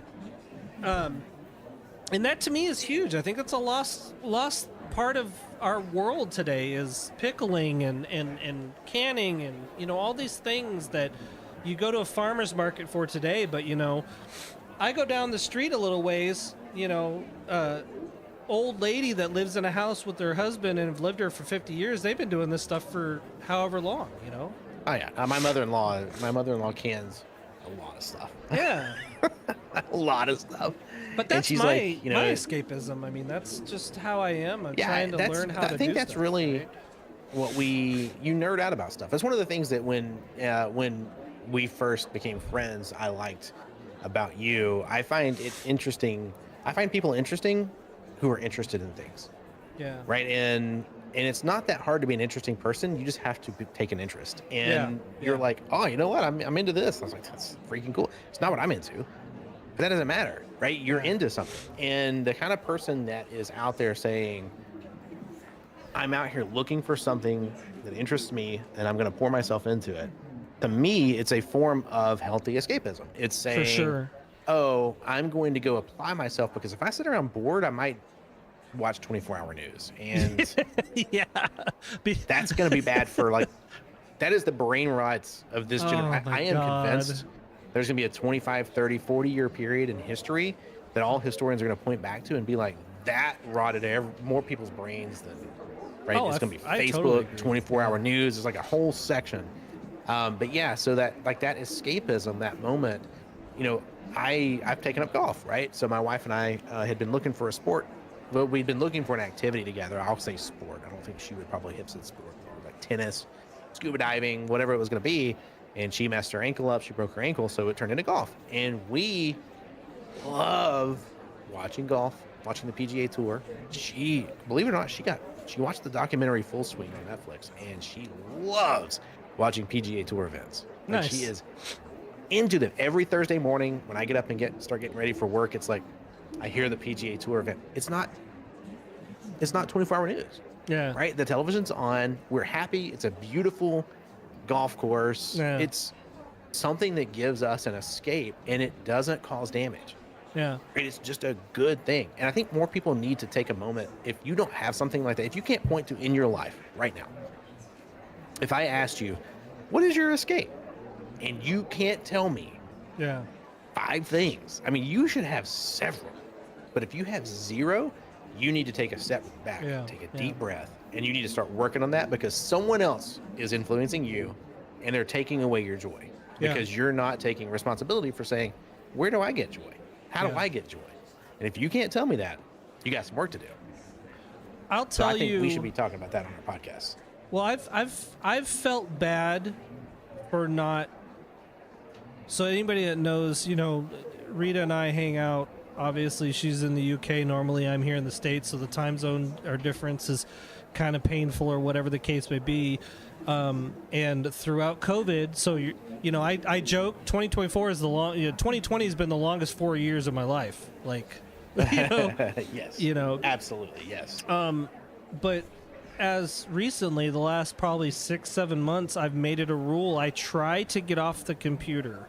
I try to get off the computer by like 8 or 9 p.m. and just walk away. Now, either I go and I go from sitting in front of these mediocre sized screens to in front of the big screen is different, right? But I try to break off and go away. There's nights where I'll go and when it's not 1,000,000 degrees outside, I'll go and sit on the back porch and watch the rabbits eat my grass to oblivion, you know, or whatever. But you need to unplug and you got to get away from that crap. It's vitally important to your mental health. And since I've started doing that, I've noted a significant, I'm trying to figure out the word I'm looking for, but more comfort in my life in general. I'm not staying in front of the computer until 2 in the morning every night. You know, that's not great for your mental health in general. I think too, sitting in a chair rigidly in front of a screen is not great.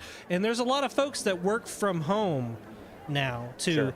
That was a work from home flow that needed to be figured out. I think not. Like, we got thrown into COVID, and a lot of folks started Right, working from home, and I think some folks haven't gotten back to where you actually leave the house on a regular basis, and that's not good for you, man. It really is not. I was talking to someone from Google, and this has been probably 3 or 4 years ago now, but I was talking to someone from Google, and the way he said it to me was, you don't work from home, you live at work. And that distinction really kind of hit me. In the world of software engineering, in the world that I live in, it is very common for people to say, I'm much more productive at home, right? Sure. They put on their headphones, they want to lock the world out. And I get that. I understand that. But for me, I go to the office 3-4 days a week. I'm not required to. Yeah. And I'm certainly not going to tell the people who work with me, you've got to be at the office. But at the same time, we all have to acknowledge. So you and I have been podcasting. We're at an hour and 40 minutes since you and I started recording. And I haven't moved from this chair. And you haven't moved from that chair. And in fact, we haven't moved more than a foot in any direction, right? Yeah. Because we're trying to stay on camera. Yeah. And if you're a streamer, something you realize pretty early on to streaming is like, oh, you're not just sitting in a room playing a game, putting your leg up on the chair, whatever. You have a camera presence that you must present. Yeah. And that when you're working from home, you're on Zoom calls, you're on video calls. It's the same sort of thing. Yeah. And I will tell you, just like you said, it's not necessarily the healthiest way to be. And if you don't find a way to break that pattern, it will drive you into misery. The research is out there. It's not just me saying it. Yeah, for sure. I love that you brought that up, though, too, because today, I streamed today on Twitch. Yeah. And I streamed for almost 5 hours, and then I You made did a sure... 5-hour stream today? Yeah, normally I try to go 5 hours. It doesn't always work it that way, but I used to do Monday, Wednesday, Friday, Saturday, 5 hours every single day, and we started doing the podcast in time from that. And I had a new viewer come in, and he's part of the creator program that I'm in with another game, and he asked me flat out, how often do you stream? And I said, well, I used to stream Monday, Wednesday, Friday. I don't so much anymore. I'm trying to get back into it. I stream for about 4 or 5 hours, whatever the case may be. I talked about the podcast tonight. He's like, whoa. He was like, how do you stream 4 or 5 hours and then turn right around and do a podcast too? And I said, well, okay, my world is a little different than the average person, right? Because one of the things that people don't understand is here I am at not even 45 yet, and I'm fully retired.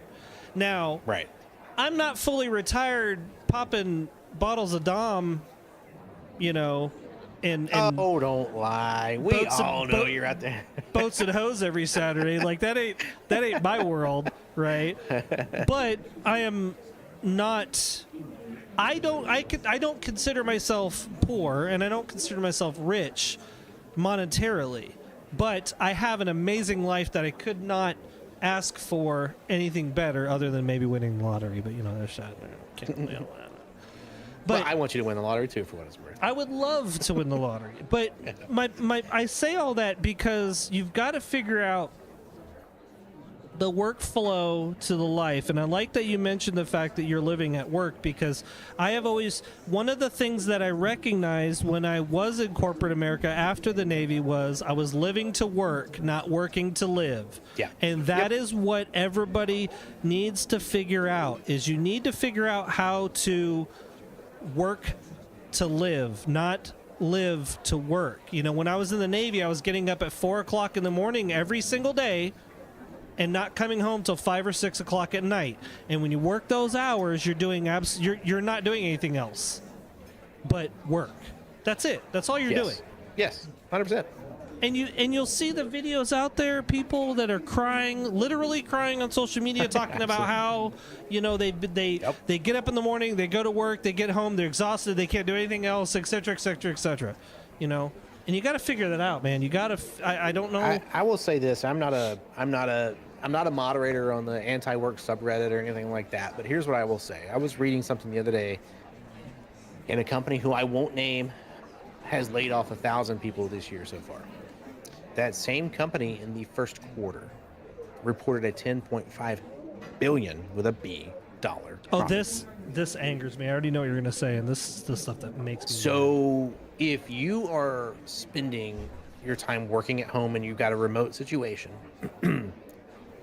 you are probably working, quote unquote, working, heads down, whatever it is you do, more than you would be if you were in the office. You'd be at the water cooler, you'd be doing the whatever at the office. You get up and move around. And in addition, you are probably doing that 10 hours a day instead of 8. And in addition to that, you probably remain plugged in, whether it's via Slack or Teams or whatever it is your group uses. You are probably only getting 6 to 8 hours to yourself a day, and that is sleeping. I was going to say, you're actually trying to get the sleep during that time frame, right? And then you're wondering why, when you lay down to go to sleep, I can't sleep. I'm obsessed about work. Of course you are. Yeah. So everyone, this healthy escape, I really like that we're talking about this like healthy escapism, because I really do think it's something that you and I don't know that we knew we commiserated over that when we first became friends, but at the end of the day, that us becoming friends was part of that healthy escapism. For sure. Like, oh, yeah, right, this is a no stress relationship I can have with someone who I don't have to agree with to get along with. Like it's just an easy friendship. And people stress over everything now. Yeah. And if you don't have something in your life where you can, and here I'm the world's worst. I have been professional at several things in my life. Yeah. So I will take a hobby and I will go so far that I will make it stressful. And I will ruin anything for myself. Yeah. So but that's the process. Like that's the process. You have to find those things. And so, yeah, I think that's a good thing that we're going to dig into. So segue. Okay. One of the things that I know you and I share Yeah. with Healthy Escapism is watching movies, sure, but generally talking about television series. And I always ask you on every podcast because I actually love to talk about this stuff. What you Yeah. been watching, Hapa? There's been a lot of shows that I love that we both have watched, or I Yep. love that I've influenced you and your wife to watch, and that you guys have influenced us quite a bit. Yes. I love it, and there's a growing list of shows that I need to watch that you've given me. One of them I'm waiting on till Rita comes back, because we watch a lot of things together on Sundays. That's right. Rita. But yeah, it's her fault specifically why things aren't getting, done. Anyway. Yep. One of the shows that I'm watching right now, though, in What You Watch in Hapa, is The House of Dragons. Okay, obviously Game of Thrones, right? It's a fantasy soap opera, basically. I I think most people that watched Game of Thrones are already watching House of Dragon. Okay, that's But on you're the list. enjoying House of Dragons? I am, but I'm not, because of the fact I have to wait for additional episodes to come out. It's really frustrating to me. Oh, okay, but the content is you like For sure, you're for sure. enjoying the story For sure, and all yeah. that. Okay, cool, very cool. The original Game of Thrones sucked me into reading up on lore, which I already started my doing gosh, dude. before this show came out. Read the books, man. Yeah, See, so Mel, this was Mel's. So the Lord of the Rings was The Hobbit. She Right. started with The Hobbit. She'd never read anything fantasy. I was like, try this. She read The Hobbit. Then she read Lord of the Rings. Right. That's forever been her pinnacle. Right. I will tell you, the Song of Fire and Ice, which is the Game of Thrones, the series that Game of Thrones was George R. Martin. Right. George R. Martin. The series was built upon for the first 6 seasons. Is one of the best fantasy reads. And I don't sit and read fantasy. I really don't. Yeah. But I will tell you, that series of books, if you really want to fall into something after 10 o'clock at night, dude. see, and I've It been is thanking about buying the unbelievable. books because I've been kind of You should. curious. Yeah, okay. I maybe cannot will. recommend them more highly. I really can't. I really can't. I might. You know they are what? You might have fantastic. convinced me. I probably will look to buy them because I'm already love reading the lore and stuff. I might as well Yeah. get the story behind it as well, right? So, but I've been I'll watching tell that. you. Go ahead. Or I'm No, sorry. no, no, Got go ahead, one more finish. thing on that? Yeah, yeah, Okay, of cool. course. So the thing that so here's how that happened for me. Started a new company, got a new job. 2 of the guys, they were sitting next to each other in cubicles, and they reported up to me, and I was like, "Oh, hey, it's nice to meet you. Oh, you got the same last name as him." And I did the dumbass thing where it's like, "Oh, they were brothers." Okay, so like and they're like, "Yeah, dumbass. Of course we have the same last name." That's So great. I was like, "Oh, okay, cool." Well, sometime after that, not too long later, they both came to me and they were like, "Hey, I want to take this particular Friday off." I was like, "Oh, okay. Well, I mean, y'all doing something together?" I mean, yes, but no. George R. Martin's new book is coming out. And it was the last one that he's so far written in the series. And I was like, Right. wait a minute. You're taking off work to read a book? I had never Now heard that's that. I have never heard that before in my life. And I was like, I have to check these. And then some other people around were like, oh, yeah. Like, because apparently this crew of people had decided, like, they had read these books. And they were like, oh, that makes perfect sense. Have Is you that not read still a these books? thing? Do people just sit down and read an entire book in a day? Like, is that That was new to me, but this is where I picked up the books because I was like, okay, there's like something's there's like gotta be 9 out of happening these here. 30 people who Sure. are reporting to me who have read these books. Yeah, I need to yeah. know what they are, right? Yeah. It was an easy in for me to be like, oh, okay, cool. I could be, cool manager guy, and that was never going to happen.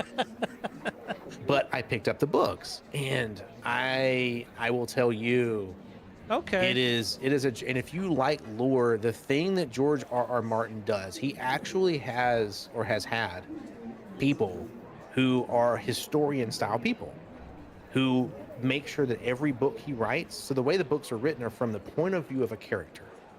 So it's not chapters. So Yeah, you have a chapter that's Tyrion, you have a chapter that's Jaime, you have a chapter that's Cersei, whatever it is, it's from that character's point of view. And the way the story works is you only know what they know at that time. Oh man. And so the story flows through their points of view, right? When you're talking about Tywin Lannister, he knows a lot of stuff that other people don't know, and it flows through that point of view. And so to keep all of that working, George R.R. Martin got people to come in and be like, you can't, when he was writing something, he'd be like, well, here's what I want to write. And like, you can't, because over here in book number 2, this got said by this character, which would make this not work. You have to find a way to resolve that. Okay. So the lore is incredibly solid, just top to bottom. And so if you're kind of in watching those shows and being like, I kind of like that lore, I think you'd enjoy it. I'll have to get into it. Did you ever That's my sales pitch. Did you ever read World War Z? Mel Brooks? Yeah. First of all, if you guys don't know, written by Mel Brooks' son. Okay. but World War Z. But don't hold that against it. Yeah. Or it, depending on your view. But World War Z Mel was Brooks. one of the first books that I read that like sucked me in because it shared so many. Because that perspective writing. Yeah. That's literally how the book World War Z is written, is a different perspective. Completely believable. Yeah. If you guys haven't 100%. read World War Z, if you, out of all the episodes of the podcast thus far, my recommendation of book, you need to at least, it's an easy read. It's not a thick book, and it'll suck you in to the universe, and you're trust me. And you will completely believe. There's some things in that book that when I read it, I would not believe humans would do. But now that I've seen how some humans act over the past 10 years or whatever, I completely believe. Psychologically, the book is insanely accurate to how humans will act. Yes. Yes. I was like, there's no way people would do that. And now I'm like, well, people would absolutely do that. For sure. Yeah. Yeah. So that's House of the Dragon. Okay. Love the actors and actresses. I will tell you, I have read some of the. What really kills me about a show's good when an actor that plays a character in a series gets hate mail and gets just talked shit to in public because they played a character. Oh my! What show are you talking about here? No, so I'm still talking about House of the Dragon. So who's getting that from House of the Kristen Dragon? Cole, the guy that plays Kristen Cole, gets a lot of hate. Really? Yes, in public for his character. Just on the street. Just on the street, people will You talk. son of a bitch! Yes, but that's how you know a character is written well and you've played it well, right? Like 100%. And he's like, you do know that's a fictional character, right? Like that's not me. Like Joffrey Lannister. Joffrey, yes. He quit acting. He quit acting because of that. Yes. That's so good. Because his character crap. Too good. It was too good. Yeah, it was too good. Yep. He quit acting. That's how you know you nailed a role, right? Like. Yep. Anyway, we all know the movie Snowpiercer, right? It had Christopher Evans in it. Chris Evans? Yep. Christopher Evans? Does he go by Christopher? Chris. I don't think Yeah. so. I don't go by Christopher. You know what? If he's got a problem with it, he can come on the podcast and tell us about it himself. Right? Him and ScarJo. Anyway.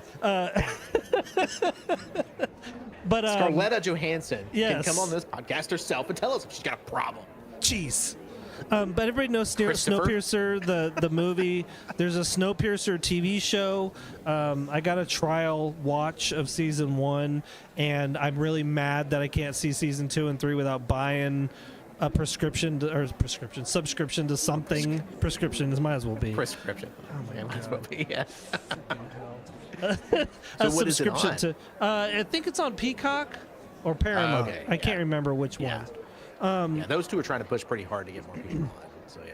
The great thing about TV shows that are after movies is movies. So case in point, World War Z is another good example of it. They take a huge universe and they cram it into an hour and a half, 2-hour movie, right? You can't show off that. And that's how the Snowpiercer movie is. you got 3 seasons of story that they basically cram into an hour and a half, 2-hour movie. That's just not, that's just not how that's going to work out. It's not going to be as good. So that's a good show. But the show that I wanted to talk the most about, if you guys aren't watching this, so by the way, this is Netflix's kind of prototype for, I think, what's coming in the future. Okay, I mark my words, said here first, it's going to be a regular thing. Netflix has Dinner with David Chang live. Okay. Every Tuesday, it's live on Netflix, right? Netflix has never did a live show before. This is their first one. And it's just 1 hour long, and David Chang has 2 guests that he picks on the show, and he literally cooks food, multiple courses, live on television for those folks. It goes bad sometimes. He screws up recipes sometimes, because one of the things he talks about is, cooking shows, they may make something over and over and over and over and over until it's right, and then they give it to the guests. Cooking live is completely different, because you're cooking the food, you're talking with the guests, and you're trying to have, a show while you're making food. So there's times he's like, oh crap, I forgot that was in the oven, kind of thing. Yeah, sure. Great like you show. would in your kitchen. 100%. And David Chang is one of those chefs that I kind of idolize. Him, Anthony Bourdain, Sean Brock, they're all kind of the same thought process. If you haven't seen In the Mind of a Chef on PBS, you need to watch it. There's a whole season on David Chang that I think is amazing. Reason I like him specifically, he's kind of like a regular dude. Even though he's a chef, he's kind of a regular dude. He does crazy things, like he freaking, takes, like the last episode, he took toaster strudels and cut ice cream that was hard frozen and made ice cream sandwich with toaster strudels. Like, that sounds kind of good, just not gonna lie. crazy, but it looked amazing. Yeah, that sounds good. And he did it, Good. And it's just a mentality of he's just having a chat with a couple of friends. He's making them food, kind of thing you might do at your own house. That's one of the reasons I really love it. But if you're not watching it, all the prior episodes are on Netflix, but every single Tuesday, it's streamed live. And some of the stuff, like one of the things that they found was a huge flaw right away was the rating of the show, because you got comedians coming on the show that aren't used to not dropping the F-bomb in their language or whatever. Especially if they're in someone's kitchen and it's that informal, right? And they've had drinks. By the way, they all have had a couple of alcoholic beverages, so that changes things a little bit. And well, I mean, you and I would never, there would never be any errant language if you and I were there. But I understand that some people. Yeah, no, we're like saints in that perspective. Absolutely. I don't even know I'm doing it when I do it. Let's be honest. I don't even care. Yeah, fair. But yeah, I mean, if grown-up words offend you, we probably don't need to be talking. Right. But like one of the couple of first episodes, there's one of the actors, they dropped F-bombs repeatedly, and he's like, well, there goes our rating. It's like, Netflix might cancel me. This may be the last season of David Chang Live. Like, they do one episode. Yep, it might be, but it's, the show to me is a home run, because they legitimately he's legitimately by the way, he's not doing anything by recipe. Everything's off the cuff. He asks them ahead of time what they like, what they don't like, what they're allergic to, blah, blah, blah. And he literally sometimes will open the fridge, just grab stuff out of the fridge and make whatever.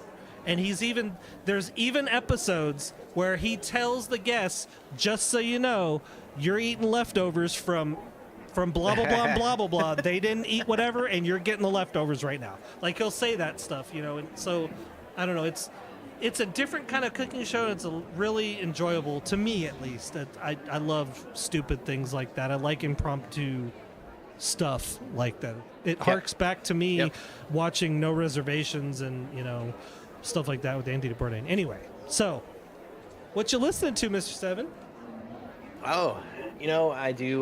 We talk about this sometimes on the podcast. Every Friday I do a playlist, which is new stuff that comes out. People who don't know, new albums, new studio albums generally come out on Fridays, especially from major labels. Well, last Friday, as you know, followed July the 4th, which is Independence Day here in the United States of America. There were not a lot of albums out. However, there were a couple of absolute gems.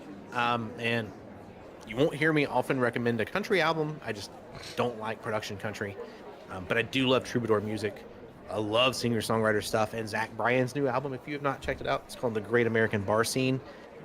is fantastic. The writing is top notch. It actually reminds me a lot. It reminded me a lot of listening to a Jason Isbell album, which is about the highest compliment I can pay an artist. I love a really solid songwriter that comes from a good place, and that Zach Bryan album, I think, is really good. There was also a new band, or a band I had not heard, which is fairly popular, but I don't live in that world, which is called Kasabian, and their album called Happening, which is a little more pop funk kind of stuff going on. And those are the two things I've been listening to. I will say, check out the Kasabian if you can. Do not miss the Zach Bryan album, and I would recommend listening to it. I will tell people this. I don't say it often on the podcast. Pick up an album, start at the first song, and listen to it to the finish. Don't skip around. Don't repeat a song. The amount of work that goes into an artist making an album is so much different than an artist making a single song. And when these artists, when you have a carefully crafted album like this Zach Bryan album, it deserves you giving the artist the opportunity to tell you the story from start to finish. So I would highly recommend that. Do you know how Zach Bryan became popular?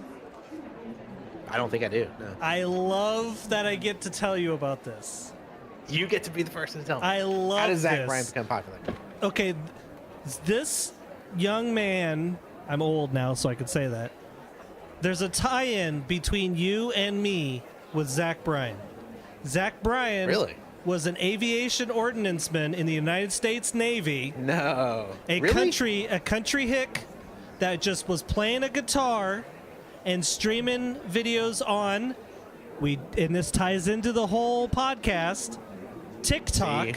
See, this was all intentional, right? Hapa.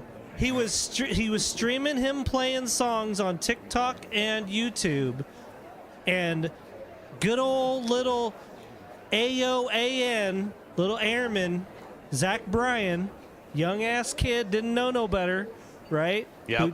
Who learned how to play guitar probably from his dad or something, was playing songs. And by the way, there are a lot of musicians in the United States military. If you think there aren't, they are everywhere. Sure. Zach Bryan started. There was one song that it was his breakout song. He played it on TikTok. He recorded it. One of his friends said, "Hey, you should release that on TikTok." He did that. He went to sleep and he woke up a freaking phenomenal, like, just huge star. Like, it blew up. It blew up on social media. And that's how Zach Bryan became. Right now, he's probably one of the biggest country stars out there, up and coming. I don't even want to say up and coming. He's already up there. I mean, come on. Well, and it really, so on this album, he collaborates with Noeline Hoffman, which was new to me. John Moreland, who was new to me. He's also an Oklahoma boy. Zach Bryan's from Oklahoma. Yep. And if you don't know John Moreland, that was a new artist to me, and the guy's voice is amazing, right? It's the kind of soul you used to get when you heard Greg Allman sing for the first time. Yeah. That's the person I remember. And then you had the later years with the Allman Brothers Band, and they went out and they found some other folks to sing, right? But Greg Allman was that ever-present. Warren Haynes he was the other person in the Allman Brothers Band who would sing, right? And when Soul Shine, right? If you've ever heard that song, that's that's not Greg Allman, that's Warren Haynes singing. And there's just these old souls that they take their inspiration from the old Delta blues hands, and you can really hear it, but it's rare to find these days. And the guys who do it, if they can do it well, it hits different. Yeah. So John Moreland is on there. He actually, these two names surprised me.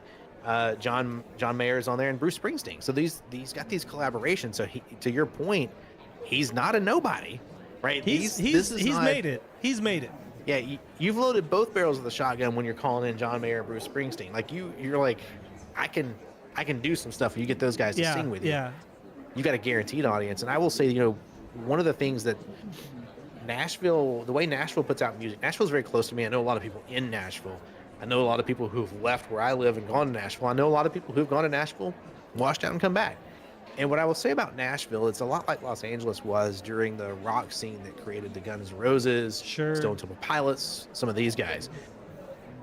the scene itself is so powerful that it overwhelms an artist. So when you go to Nashville, they are not looking for you to write a song, play an instrument, and sing that song in front of a crowd of people. They are looking for someone who can sing and perform.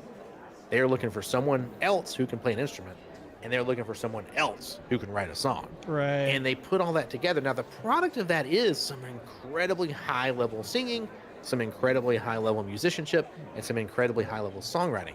But there's something different about a person who wrote the song, performs the song, and sings the song. Yeah. And it's becoming more and more and more rare in the country music scene simply because the level of popular music, I don't mean that derogatory, the level of popular music that has infiltrated country has removed that singer songwriter. Garth Brooks came from that world, right? He came from singing his own songs, right? And that doesn't mean he didn't purchase songs. He purchased a lot of songs. No, for sure. But he was Garth Brooks, right? But like at the end of the day, that factory approach, while it generates some impressive results, and obviously a lot of people love it, it's not the same as someone that I believe could be sitting next to a campfire on a log, I'm telling you, with a guitar, I'm telling you, singing as you eat whatever you had to eat around the campfire. Yeah. And that is the soul to me of troubadour music, of country music, and this album from Zach Bryan to me nails it. I implore you, if you haven't heard, look up Zach Bryan's, like go to his YouTube I'm 100% channel. Going to. Yeah, 100% go all the way back. yeah. Because if I remember correctly, he literally had just gotten off work and was just sitting on the pier. I think because he tells a story. I saw him tell the story at some point. He was sitting on the pier, or he was sitting in the parking lot, and I'll tell you, as someone that was in the Navy for over 20 years, I used to see these kids that would do that. Yeah. Sure. They would they'd be sitting on the tailgate of their truck in the parking lot because they were able to get away from the work and they were just decompressing. They might still be in uniform, whatever, in a circle of friends, chilling. One's playing a guitar and they're just harmonizing and singing. Like, to me, we said all these negative things about social media and AI, et cetera, throughout 100%. the entirety of the podcast. But this is the thing that I have seen happen several times, numerous times over the last decade, of people that have just sung a song or did whatever, posted to social media, and exploded almost overnight. And Zach Bryan, perfect example of that. He has the voice. He's got the look. He is a country boy, like a good old Oklahoma country boy, you know. And I mean, good on him. I hope that the success continues for him. And I love seeing people like that.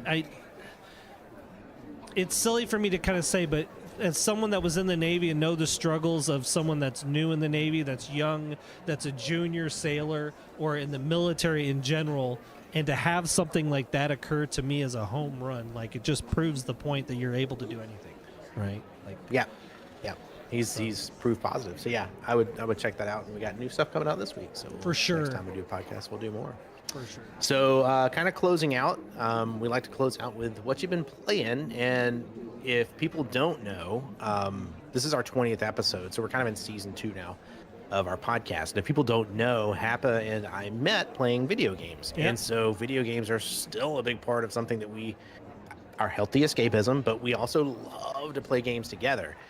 So a lot of times we'll be playing the same games. Occasionally we will be playing different ones. But Hapa, what you been playing, man?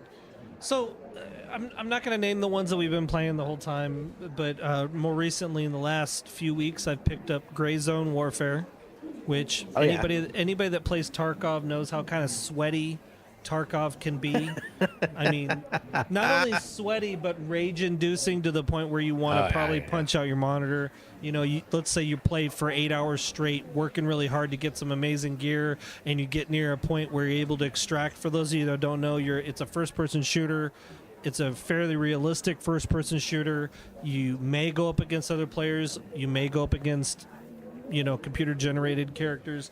But if you end up going up against a player, another human on the other side of a keyboard, and you worked 8 hours to get all this amazing gear to try to extract, to sell, to make money off of, and they kill you, before you extract, you lose everything. Now, Seven has played Eve Online. I've played Eve Online. For those of you that are Uber nerds, you can work and grind. I mean, I know it's pixels, and some people will be like, it's not work. It's work to get some of the good stuff. And then to have it all end in a glorious explosion where you lose everything is rage-inducing. Yeah, it is the biggest adrenaline dump that you can get in gaming. 100%. Especially if you're like, I could get away with this, and the whole time, right? Yeah. I can't do it. And then you didn't do it. It's the moment of, do I ever want to play this again? Because I may not. God, you're just like, I'm never touching this game ever again. And then you load it up until tomorrow night. Yeah.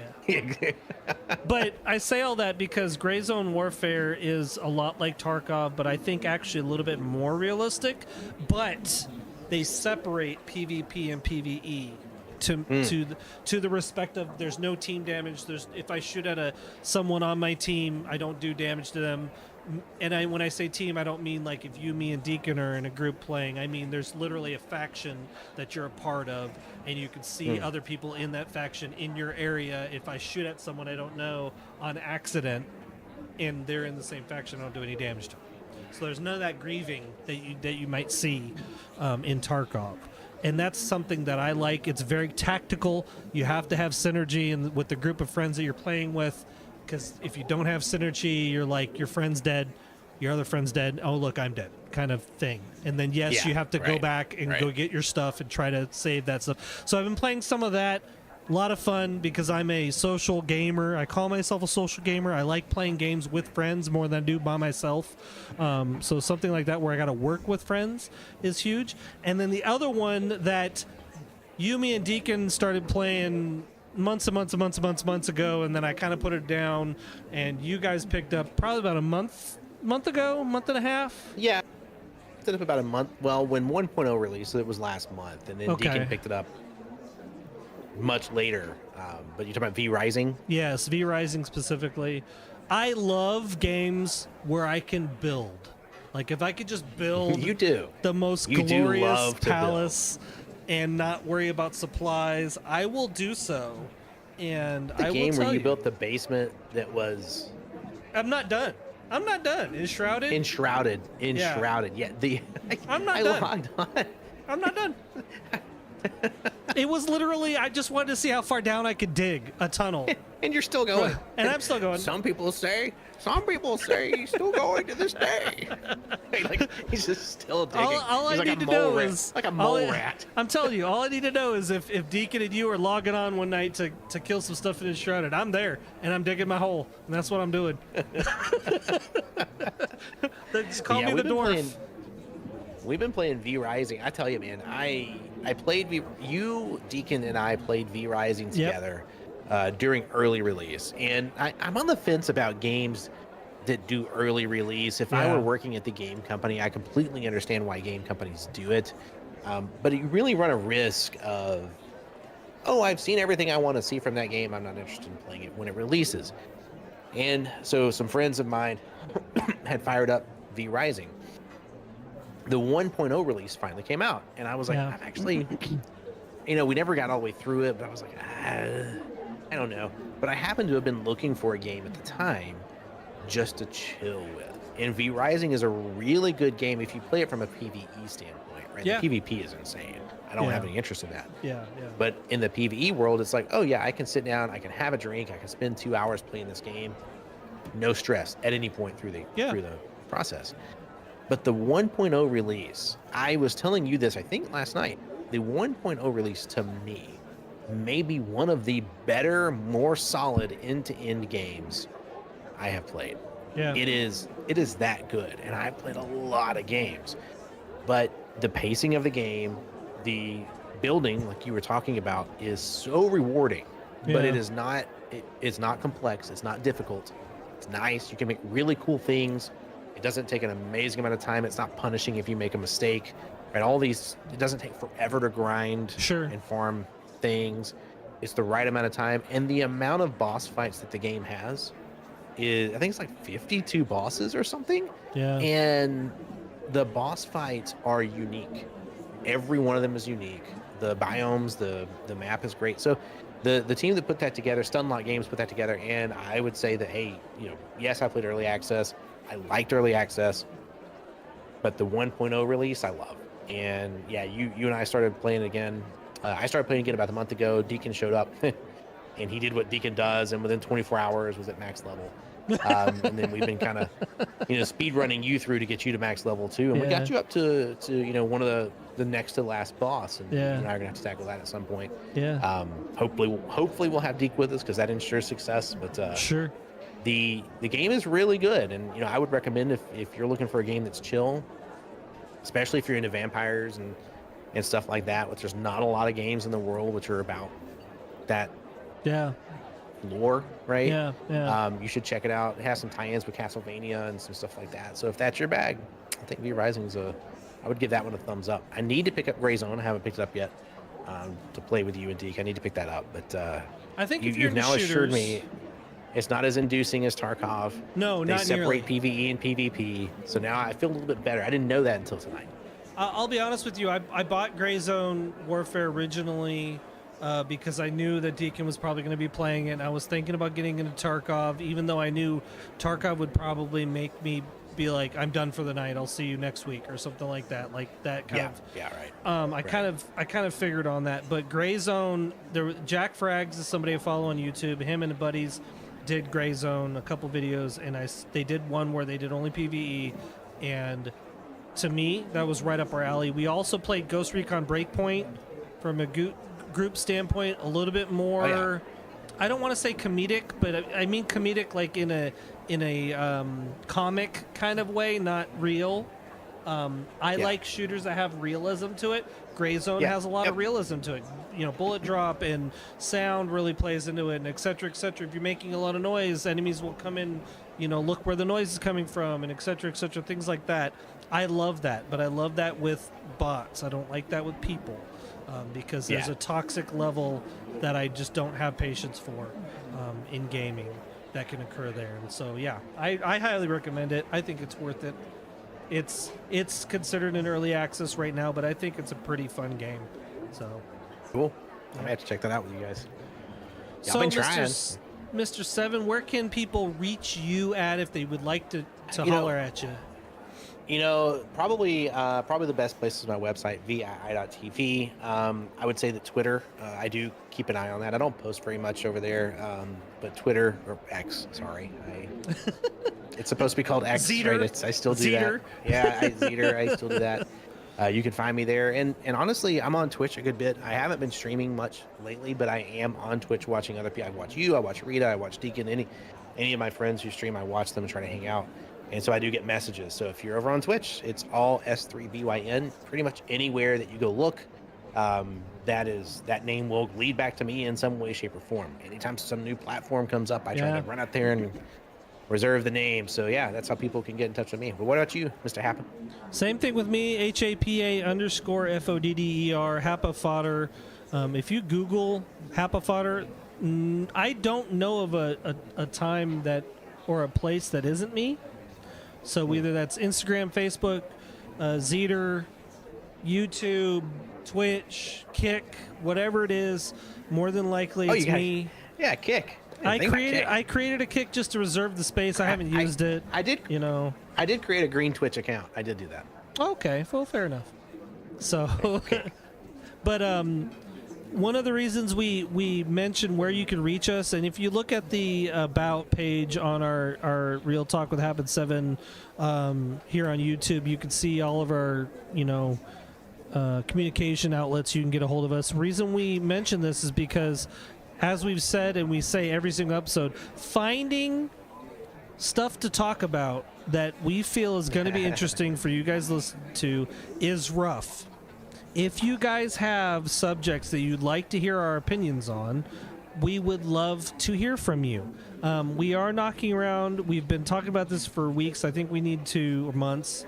We need to probably just make it happen, talking about historical, significant stuff for the day and things like that. We probably will put that in at some point. In theory, what is today? Today is the 10th of July, 2 weeks from now. Is that the 24th? 2 weeks from now is indeed the 24th, yes. So hopefully on the 24th of July will be the next episode 21. If you guys have ideas for bourbon cocktails, by the way, I would love some cocktails because I was a bartender at one point. We didn't even talk about Yeah. We didn't even talk about the cocktail when we started because we were delayed start 4 minutes or 5 minutes as we tried to figure out stuff. But yeah, Not gonna lie, it's getting a little challenging to come up with new cocktails. But the Brown Derby, which is episode 20, is 1.5 ounces of bourbon, 1 ounce of grapefruit juice, freshly squeezed, of course, ½ ounce of honey syrup, and a garnish of a grapefruit twist. Nice citrusy bourbon cocktail for the summer. I think that's a great. sounds any- really good. I think any citrusy cocktail is great in the summer. Yeah, in general. I'm with you. So, Yeah. But yeah, so that's us. About 2.5 hours, almost on the nose for the podcast. As always, Grandpa Joe, if you're out there listening, we would love to be on your podcast someday. And Uncle Joe, man, he's not grandpa yet. All he's kind of getting gray. He's having to do getting a little bit what gray. I did when I played baseball when I was older. I would shave your head and you shave your face, and the gray doesn't show. And the Nobody younger knows. guys are like, oh, yeah. The younger guys are like, how old is he? It's like, right? As long as your body will hold up, you're good to go. But the Right. one time you have to stretch a little bit extra, or you're like, man, I'm dehydrated. Like, well, how old are you? Oh my goodness. So I think that's where Grandpa Joe is trying to start to school. But, however, if you wanted to be on the podcast, I'm sure we'd figure it out.